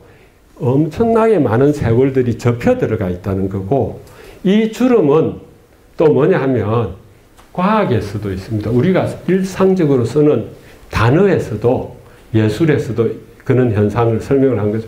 주름이라는 단어를 제가 이 설명을 하기 전에는 여러분들이 주름이라는 단어를 얼굴에 있는 주름, 옷에 있는 주름 이것밖에 생각을 못 하셨는데 제가 이 말씀을 드리니까 주름이라는 단어의 의미가 달리 들어오지 않습니까? 그는 많은 생각들을 과학이나 철학은 한 단어, 어떤 단어 안에 그는 많은 생각들을 접어넣을 수 있다는 거죠. 그런 게 주름이고 그것들을 가지고 엄청난 그 주름을 펼칠 때 많은 잠재성들이 획득할 수 있다. 뭐 이런 생각들로 이 많은 사물들을 설명을 합니다. 그런 것들을 핑계를 가져와가지고 이런 건물들을 설계를 해서 모양도 희한하게 만들고 요게 또 가능하게 되는 것들은 과학 때문에 컴퓨터 과학이 발달됐기 때문에 가능한 거죠. 네. 요코하마 요것도 FOA라는 건축가 설계사무소에 설계한 겁니다. 그런 것들을 가지고 설계를 했고요. 그래서 이제 기계 건축에 대해서 시간이 좀 많이 가서 요거는 우리 김해 건축물들은 나중에 여러분들이 아마 김해 가시면 해반천 그쪽은 필히 가실 것 같거든요. 26일 가시면 그거 가면 김해 문화의 전당도 있고 국립 김해 박물관도 있고 대성동 고분군 있고 요거는 조금 떨어져서 한옥체험관까지 잘 한번 가실 수도 있을 것 같고 그건 한번 보시죠. 아니면은 클레이아크 미술관을 가실지도 모르겠다. 도자기 뭐 이런 것 때문에. 자, 그 다음 요거는 이제 있는 김해 문화의 전당입니다. 내외 해관천. 요것들은 김해 이제 사실은 현대에 지은 건물이고요. 주로 요거는 특징이 사실은 문화의 전당, 뭐 문화관 이런 것들을 지으면 나중에 시에서 재정적인 부담이 크지 않습니까? 이걸 운영하는데.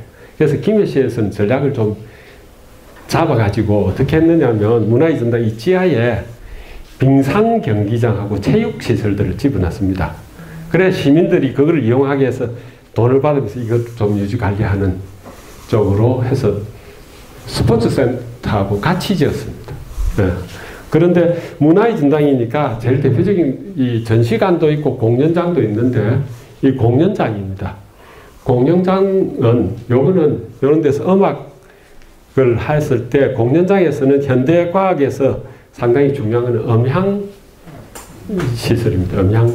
그게 전자음향으로 하는 게 아니고 이게 실제로 육성으로 했을 때도 뒷좌석까지 소리가 잘 들리게 잔향이나 반사나 뭐 이런 것들을 다 해서 이런 모양 하나하나가 다 그런 기술하고 연관이 있는 그리고 형태도 아름다운 건축물입니다. 그 다음에 이거는 이제 국립김해박물관입니다. 국립김해박물관. 국립김해박물관은 우리가 요 앞전 시간에 뭐 우리 이제 역사를 했을 때 이 역사들이 김해가 철기로 상당히 해상무역을 활발하게 했다. 혹시 들으셨습니까? 네. 예.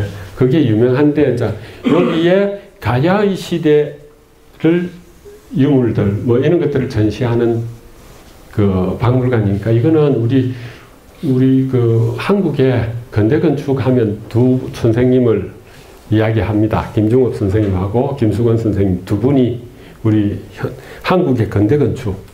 그래서 김수건 선생님이 공간건축이라고 공간건축사 사무소를 만드셨거든요. 그래서 그 제자 바로 직계 제자 장세양 선생님이 설계를 하신 거고요.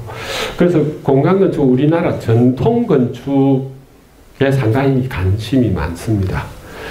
그래서 이게 보면은 요 동그랗게 생긴 이거는 우리 성곽의 이미지하고 조금 유사합니다. 유사하고 이거는 건물이 사실은 실제로 쓰이는 거는 요 모양입니다. 요 모양인데 여기가 해반천이 있고요. 해반천이 있고 실제로 실내로 되어 있는 거 여기하고 요 정도입니다. 요 정도. 근데 요거는 이 해반천 있는데 요거는 나중에 이제 새로 정축한 부분이고요. 있는데 이 김해 가야이 거리 이쪽이 북쪽이고 이렇게 내려가면서 있는 요 부분에 만든 건데 요거는 동그란 회랑을 만들었습니다. 회랑을 만들어서 이 철기 문화를 감싸고 있는 듯한데 처음에 애초에는 요렇게 해서 회랑을 통해서 입구를 요렇게 들어가게 했는데 관람객들이 너무 혼동이 되니까 나중에 바꿨습니다. 요리 들어갔다가 전시를 다 보고 요리 나오는 걸로 바꿨는데요. 우리 그 전통사상에 천원지방이라고 혹시 들어보셨죠? 그죠? 하늘은 둥글고 땅은 네모나다. 뭐 이런 게 좀 그 상기되는 듯한 이 동그란 모양이 이 네모를 감싸고 있는 거고, 그 다음에 여기에는 요 외곽은 우리 전통 건축에 쓰이는 고벽돌들, 검은색, 회색, 검은색은 아니고 회색, 짙은 회색 고벽돌을 삼각 비슷하게 만들었고, 요 안에는 철판으로 만들었습니다. 가야 시대, 여기도 철판입니다. 가야 시대 철기 문화, 뭐 이런 것들을 연상을 하게 하는, 그래서 전통을 표현하는 그런 데 관심이 상당히 많았던 공간 건축에서 설계한 내용입니다. 그래서 그 내부 모양들을 보면 여기 외곽에서 본 거고, 요건 회랑 모습입니다. 회랑 모습이고, 요 내부 모습들이고, 좀 아쉬운 거는 요 나중에 정축한 부분은 뭐 스테인리스 판들을 가지고 이렇게 했던데, 그게 조금 요 재료하고는 좀 안 어울리는 것 같은 게, 요건 사실은 공간에서도 참여를 했는데 정축 부분에는 좀 다른 데가 돼서 아쉬움이 있습니다. 그 다음에는 우리 대성동 고분군 가야의 거리 있는 대성동 고분군 박물관입니다. 이게 대성동 고분군은 옛날에 이제 가야 시대 때 이 무덤들이 많이 있는 장소거든요. 그거를 발굴한 내용들을 여기에 전시하고, 이 대성동 고분군은 특이하게 보니까 이 발굴 보고서를 보니까 무덤들이 중첩되어 있습니다. 옛날에 썼던 무덤 또다시 중첩해서 하고 뭐 이런 모양이 상당히 인상적이었는데, 그거하고는 상관없고, 여기에 요 모양 형태는 철기에 있던 투구 모양 이런 것들을 좀 평면적으로 해석하고, 거기에 채광을 위해서 이제 이게 빛 우물을 2개 삽입해서 설계를 했다 하는데, 이게 재료가 보면 이거는 아연도 강판하고 이거는 그 노출 콘크리트인가 시멘트 패널인가 그럴 겁니다. 그래서 이게 조금 재료가 조금 요게 조금 새로 만들어도 조금 그렇게 막 광이 나거나 이러지 않고 조금 은은한 이런 재료들을 써서 요 전체적인 대성동 고분군하고 잘 어울리게 현대적인 형태로 디자인을 잘한 건물입니다. 그래서 요런 모티브들을 가지고 평면을 구성하고 거기에 다시 우물 2개를 이 디자인 과정을 설명을 했는데, 그리고 나중에 또 정축을 하게 되는데, 이게 대성동 고분군이 이쪽에 있거든요. 그래서 요 고분군보다 이게 자꾸 정축하면서 뭔가를 올리면 요거를 가리기 때문에 이 설계사무소에서 금성건축에서 했는데, 이 땅을 파가지고 지하에 하고 지붕만 도로변에서 조금 노출되게 한 것도 상당히 잘 디자인을 한 것 같습니다. 그래서 건축물이라는 게 주변하고 이 관계 형성도 상당히 중요하거든요. 그 다음에 이것도 금성에서 했는데, 이게 한옥체험관입니다. 김해 한옥체험관. 한옥체험관은 사실은 이거는 조금 그 이론 논란의 소지는 있습니다. 전통 건축물을 그대로 가져와서 현대에 짓는 게, 지금 아까 제가 말씀드렸듯이 건축이라는 것은 현대 우리가 살아가는 시대의 산업 방식하고 상당히 맞물려 있기 때문에 이는 논란의 소지는 좀 있습니다. 전통을 그대로 모양을 가져오는 게 맞느냐? 그럼 옛날에 그 선사시대 때 운막집 그걸 계속 써야지 뭐 이렇게 주장할 수 아니겠습니까? 그래서 논란의 소지는 있는데, 이거는 조금 높이 평가할 수 있는 거는 그대로 가져오면서 현대의 쓰임새하고 잘 엮어서 풀어냈다 하는 게 좀 평가할 수 있을 거다 고 보는 겁니다. 요건 제가 설계해가지고 하나 넣은 겁니다. 요거는 인제대학교에 있는 이게 저희들이 의생명과학동인데요. 제가 이제 학교 오기 전에 설계사무소에 있으면서 설계해가지고 2년이 돼가지고 학교로 오게 됐었는데요. 요거는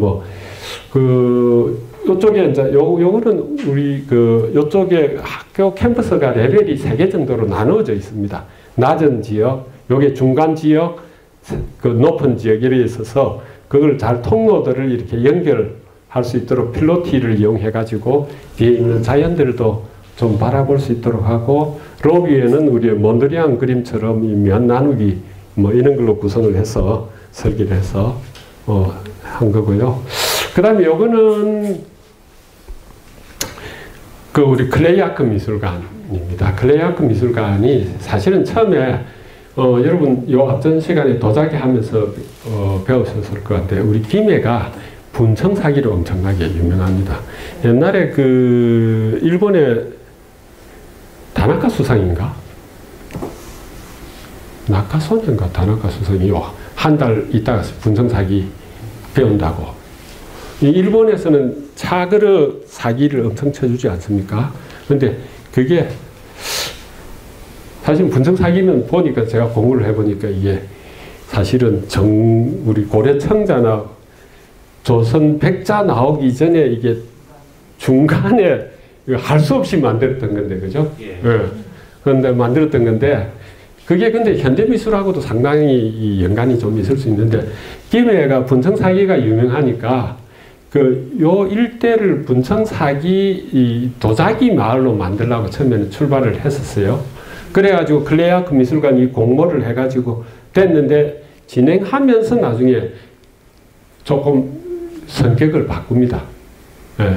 그때 이제 송원복 시장이 계셨는데, 클레이 아크라는 거는 말 그대로 클레이라는 거는 이 진흙을 말하지 않습니까? 아크는 건축 도자 박물관이라고 이 번역을 할 수 있을 거죠. 건축 도자와 관련해서 특징을 가진 미술관으로 바꾸고, 그때 홍대 미대 교수로 계시던 분이 요 초대 관장을 하시면서 그분이 만든 작품을 이 외벽에 도자를 이렇게 입히면서 처음에는 이게 그 시멘트 패널로 되어 있었습니다. 되어 있던 거를 해서 이렇게 되는데, 요거를 설계한 거는 GNI 설계사무소인데, 이렇게 자기들은 이렇게 설명하고 있습니다. 우리가 도자기를 만들려면 물레가 있지 않습니까?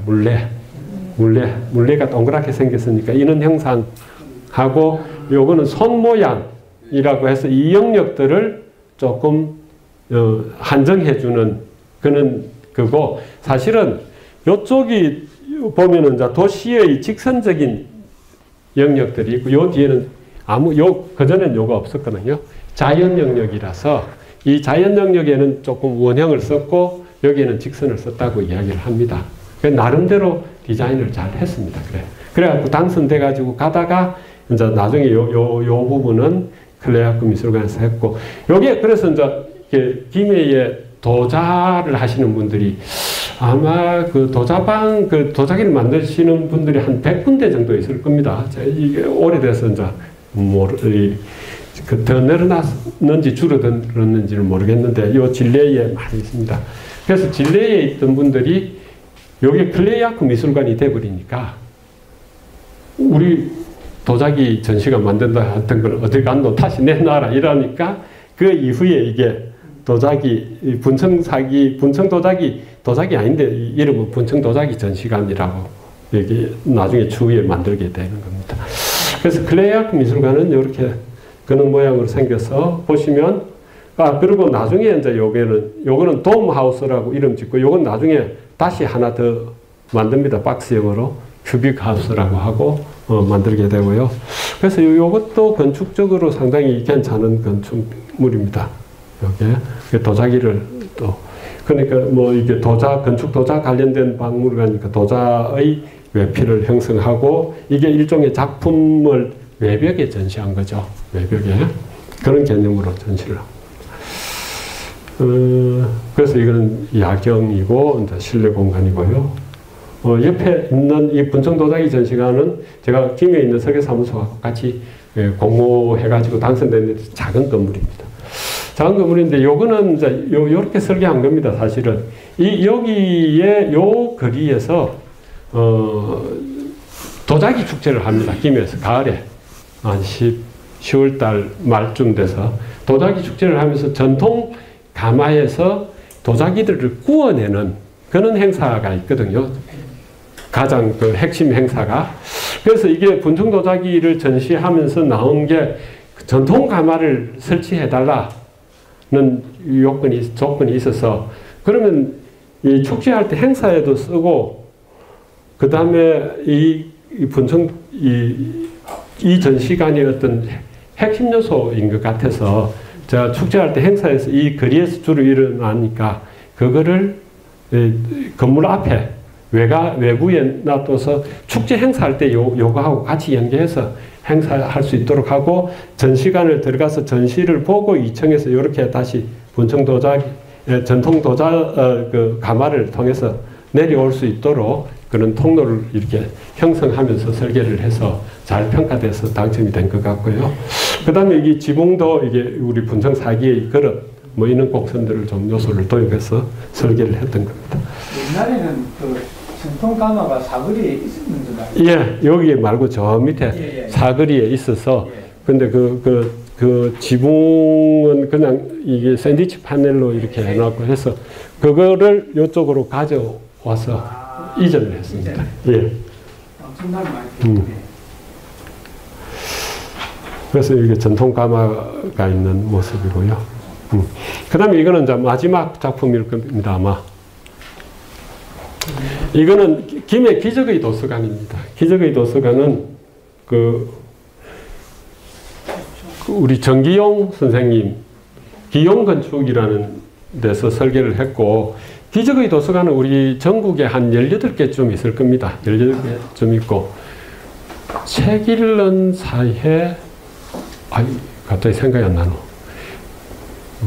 도정일 선생님이 책 읽는 사회 무슨 운동인가, 이게 국민들이 책을 많이 읽어야 된다 해서 우리 이 책 읽는 사회 재단인가 뭐 이렇게 책 읽는 사회, 갑자기 생각이 안 나네.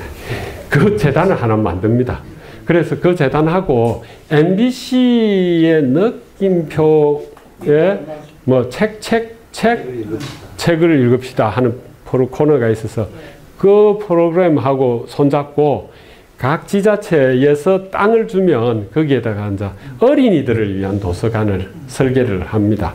설계를 아산에 있는 지혜바다 그런 예. 기적의 도서관이라고 지혜바다 학교. 그거 말고 기적의 도서관. 그래서 각 전부 다 기적의 도서관이란 이름으로 다 있습니다. 그래서 전국에 요건 11번째 해서 했는데, 그때 우리 정기용 선생님이 재능기구를 하셨어요. 설계를 재능기구를 했는데, 사실은 뭐 잘 모르시는 분들은 설계라는 게 뭐 종이 쪼가리에 몇 개만 그리면 되는 거 아니냐 이러는데, 아니, 인건비가 엄청나게 들어갑니다. 그리고 건축을 설계를 하려면 외주를 줘야 돼요. 구조 계산도 해야 되고, 전기 설비 이런 건 다 외주를 줘서 하니까 그 돈을 지불을 해야 되고, 직원들이 도면 그리는데 인건비가 엄청나게 들어가거든요. 건축가 아이디어도 중요하지만, 그래서 정기용 선생님이 재능기부를 해서 설계를 한 거고, 정기용 선생님 몇 개를 하셨습니다. 근데 정기용 선생님이 이 건축 어린이 도서관 일이 어떻게 돼야 될까 하는 그 고민을 엄청나게 하셨어요. 그리고 뭐 예를 들어서 뭐 애들이 책을 읽는데 그냥 자연하고 같이 뭐 물속에 발을 담그고 책을 읽는다든지, 자연과 같이 하면서 책을 읽는다든지, 어린이들의 상상력을 자극할 수 있는 요소들을 도서관에 어떻게 도입할 거냐. 그 다음에 어린이들이 좋아하는 것들을 어떻게, 그런 것들을 고민하면서 했는데, 요 도서관은, 요는 그래서 이 도서관은 요게 이제 사진은 요것밖에 없어갖고 넣었는데, 요거는 요쪽에, 요 뒤에가 저 건물도 이렇게 조금 나누어져 있잖아요. 이렇게 모양을 두 개 이렇게 몇 개로 이렇게 나누어 놓은 것도 우리 전통 건축의 우리 전통 건축은 옛날에 목조로 다 건물을 만들고 위에 기아가 엄청나게 무겁습니다. 그래서 큰 건물을 잘 못 지어요. 그래서 채 나눔이라는 수법으로 채를 나누어서 건축을 설계 많이 지었는데, 그런 것들은 특징은 또 뭐냐면 장점은 작은 건물들이 있으면 이 자연하고 잘 보이겠죠. 그죠? 너무 덩치가 크지 않으니까. 그런 수법들을 채용을 했고, 그 다음에 이 유라천하고 연계해서 애들이 요 지붕에서, 도서관 지붕에서 요게 이제 사실은 덕나무가 있는 그늘 아래서 유라천을 보면서 책을 읽는 그런 것들. 그 다음에 여름에는 하늘의 별을, 밤에 하늘의 별을 보면서 책을 읽는 그런 도서관. 그래서 요 도서관 실내에서 요 지붕으로 올라가는 계단이 있습니다. 별 따라가는 계단 길이라고 이름을 지어놨어요. 그런 것도 있고, 요 계단 옆에 이제 또 다른 실내 2층 올라가는 계단은 뭐 4차원의 방, 뭐 이렇게 하고, 뭐 또 작은, 요 옆에 또 작은 애들이 책을 읽을 때 조금 작은 공간에서 이 책을 읽는 거 좋아하잖아요. 그래서 작은 방을 한 3개 정도 이렇게 만들어서 신라의 방, 뭐 이런 이름으로 넣고, 뭐 해서, 그 다음에 요 앞에 보면 이 담장도 요 있는 어린이들이 하나하나 저 타일을 그림 그린 것들을 해서 어깨동무 담장인가 뭐 이런 이름으로 해서 어린이들이 좋아할 만한 내용들을 많이 집어넣어서 설계를 하신 건물이고요. 그 다음에 뭐 친환경도 상당히 관심이 많아가지고 요거는 태양열 지별판이고 뭐 이게 우수도 재활용할 수 있도록 우수를 모아서 재활용하는 그런 것도 설계를 해 놓으셨습니다. 그래서 이것들이 했고, 요 건물은 뭐 그래서 김해시에서 건축문화대상이라고 있습니다. 2년마다 한 번씩 좋은 건축물에 대상을 주는데 이 대상을 받은 건물입니다. 하다 보니까 조금 시간이 오래 걸렸습니다. 45분, 한 15분 오버될 때 했고요. 그래서 요 정도 해서 제가 김해 도시화 건축 강의를 마치도록 하겠습니다. 아마 질문이 있으면 질문을 받도록 하겠습니다.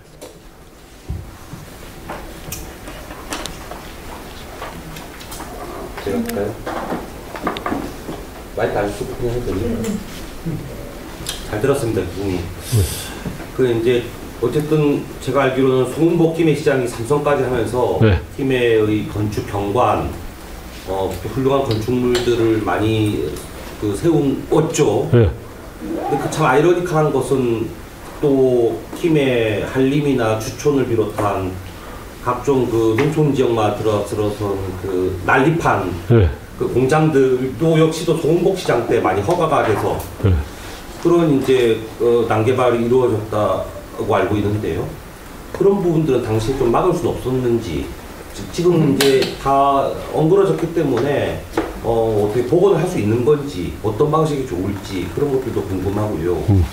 두 번째는 김해는 이제 안산에 이어서 제2의 그 전국에서 중소기업이 많은 도시고, 따라서 외국인들이 굉장히 많은 도시고, 그래서 이제 김해라는 도시의 정체성이 우리 역사라는 것도 있지만 또 다문화라는 정체성을 갖다 계속 가지고 있고 앞으로도 벗어날 수 없을 것 같은데, 그런 것을 갖다가 도시의 그 디자인이라든지 이런 것과 어떻게 좀 매치를 갖다 시킬 수 있을 것인지 뭐 그런 것도 좀 궁금합니다.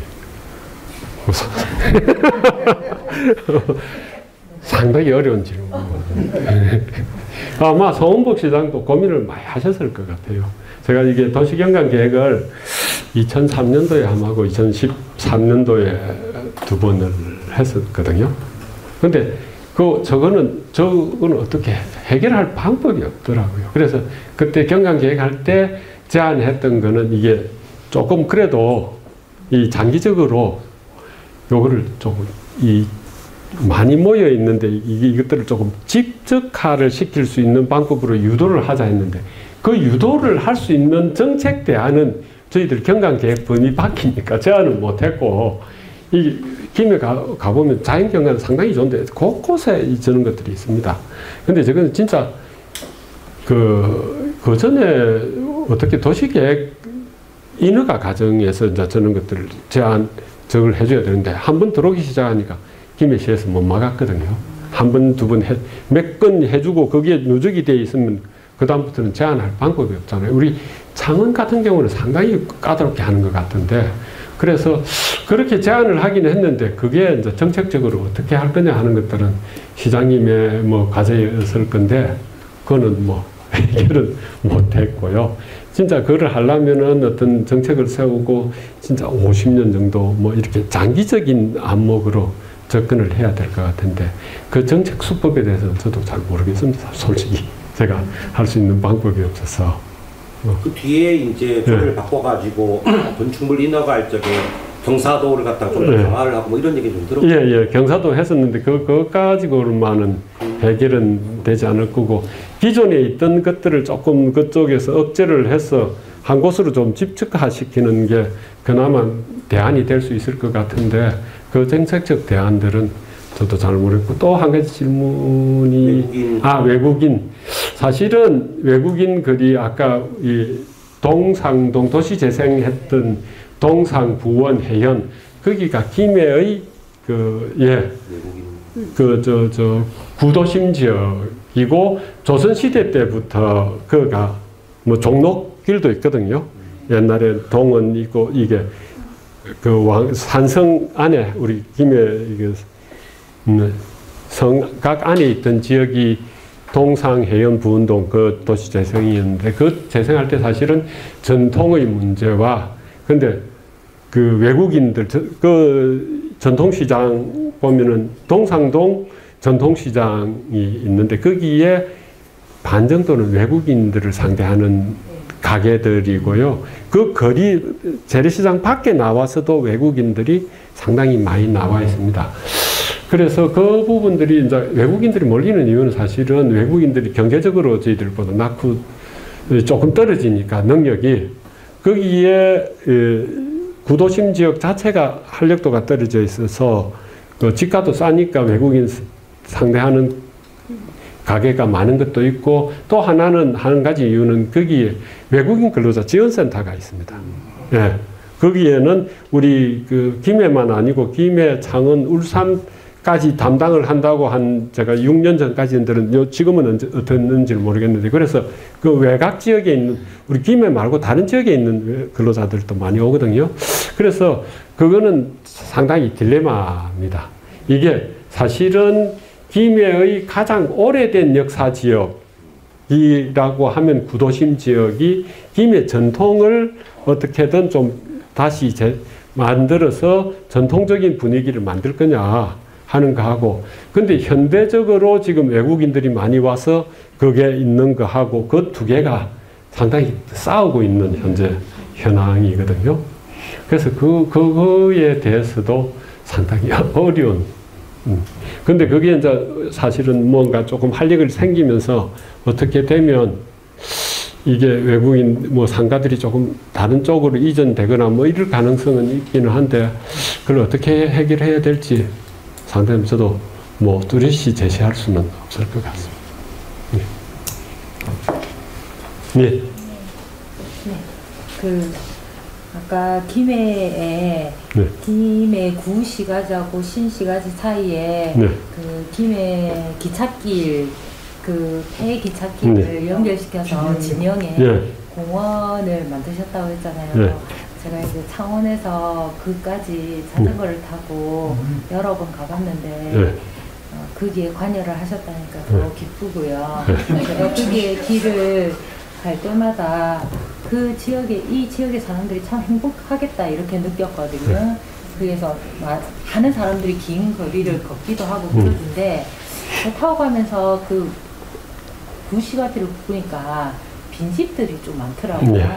그래서 그 빈집들을 어떻게 활용을 해가지고 그 공원과 연결을 시켰으면 참 좋겠다라는 생각을 했는데 그런 것도 김해시에서 어떤 생각을 가지고 있는지 궁금합니다. 네. 근데 그거는 이제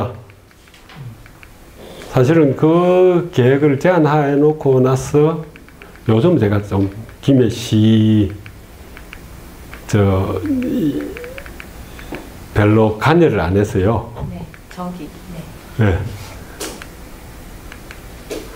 그래서 사실은 우리 빈집들이 요 지역에 아마 빈집들이 요쪽에 빈집들이 많을 겁니다. 역 주변이 조만한 집들 그래서 이게 사실은 지금 현재 이제 도시들마다 부산도 빈집들이 많거든요. 많아서 거기에 대책들을 수립을 해야 된다 해서 하고 하는데, 부산에 옛날에 이제 중구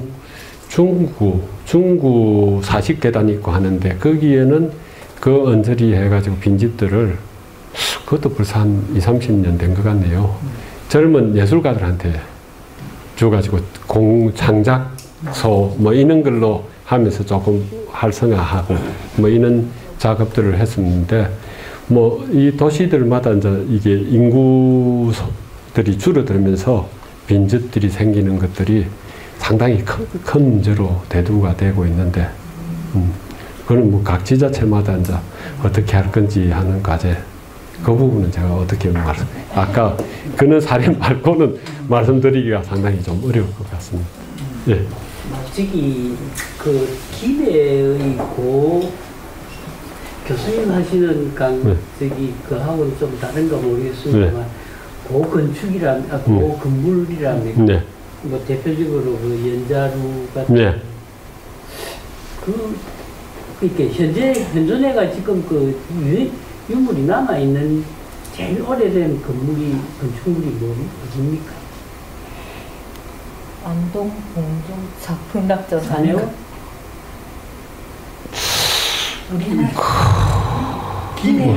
김해 쪽이에요. 네.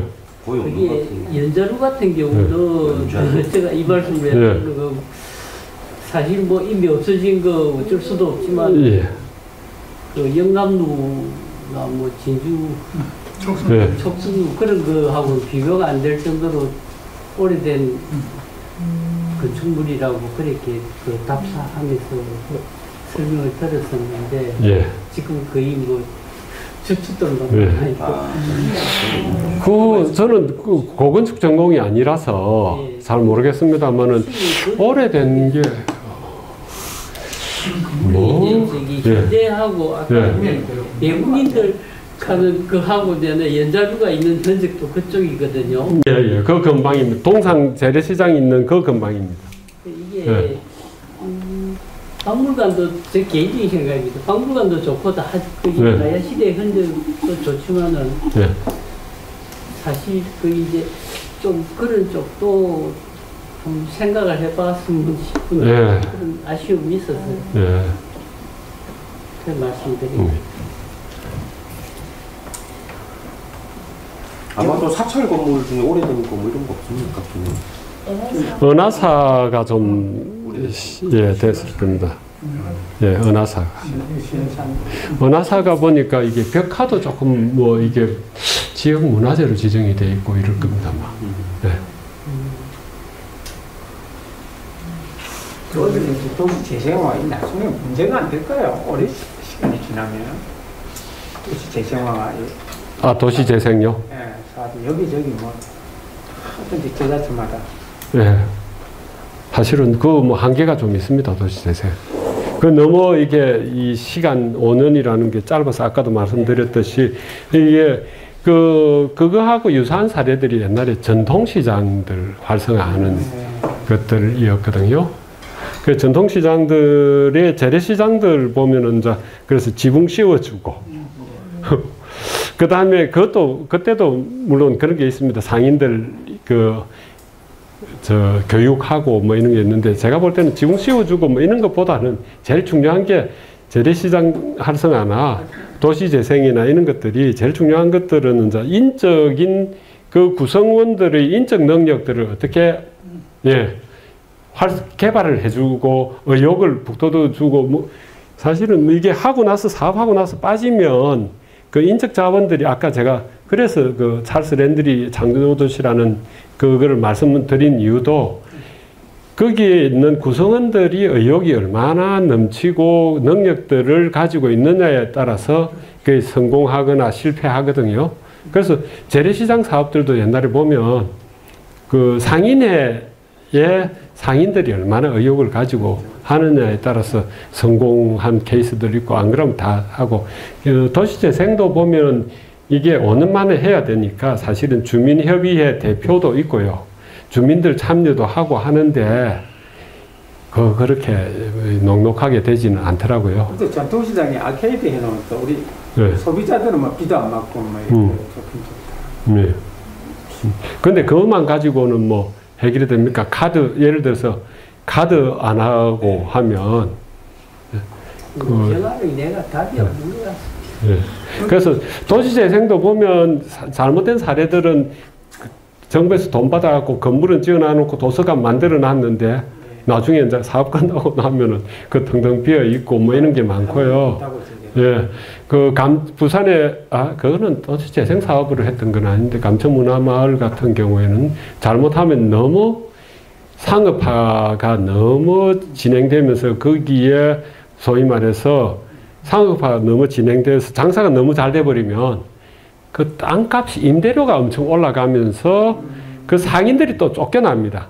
활성화시켰던 상인들이 뭐 그게 이제 뭐 젠트리피케이션이라고 해가지고 임대료가 부산의 강북로도 이게 처음에 이제 그 활성화 사업을 해가지고 이 상당히 이제 조금 잘 됐거든요. 그 간판 개선하고 가로 개선하고 하면서 이 쇠퇴했다가 장사가 잘 되기 시작하니까 건물 주인들이 임대료를 엄청 올린 거예요.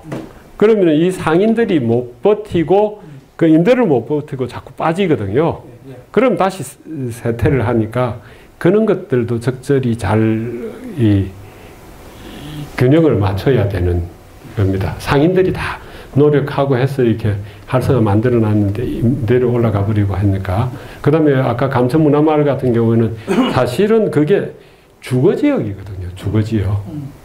근데 주거지역인데 너무 많은 관광객들이 오다 보면 거기에 살고 있는 분들의 사생활 침해, 이게 심각한 문제입니다. 그것도. 서울의 그 남산 경리단길도 네. 교수님 말씀하신 대로 그런 식으로 네. 딱 상가 임대료 올라가고 예, 많습니다. 많은 부분들이 그리 돼가지고 있습니다. 정리 좀 하시죠.